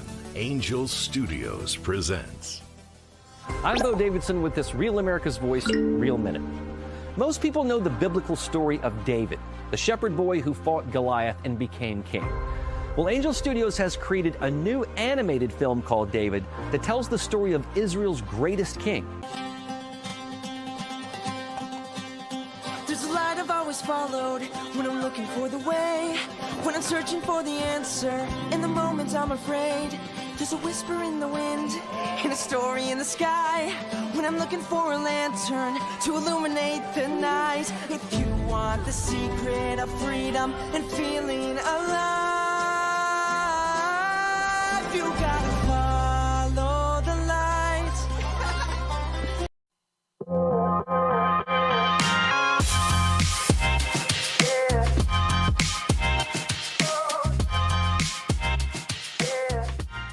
All right, welcome back to American Sunrise. I'm Dr. G. Thanks for being with us this morning. Time now for the one to watch. D-Bro, what you watching? Yes. What you watching, my friend? Well, Tucker Carlson just landed in Israel, I don't know, within the last hour or so. He is there because Mike Huckabee, the U.S. ambassador to Israel, is set for an interview with Tucker today. So I'm waiting for that to drop later this afternoon, evening, maybe tomorrow. The ambassador, of course, said the goal is to push back on all this misinformation. He was speaking to a major Jewish organization in Israel, and Huckabee said that Carlson has become unrecognizable in recent years, and he referred to his more recent criticism of Israel, which, by the way, criticism of Israel is not anti-Semitic, and it's fine, of course. We're not talking about that. But he was Carlson was bashing Christian Zionists, you know, saying that they have a brain virus. Hey, guess what? I'm a Christian Zionist, and I don't have a brain virus. Huckabee is a Christian Zionist. He doesn't have a brain virus. Huckabee, of course, guys, is a longtime supporter of Israel, outspoken critic of Carlson's recent rhetoric. So that's what I'm waiting for. The clips will drop. I'll be very clear about this. I think we all know this, but I'll just say it for the record. I am on Team Huckabee on this, and there's not even a question. Do I agree with Tucker Carlson on a lot of other issues as it relates to public policy from an America First standpoint? Yeah, sure. Okay, I do. But when it comes to Israel, he's not only off the reservation, he's not even anywhere near the reservation, T. Bates.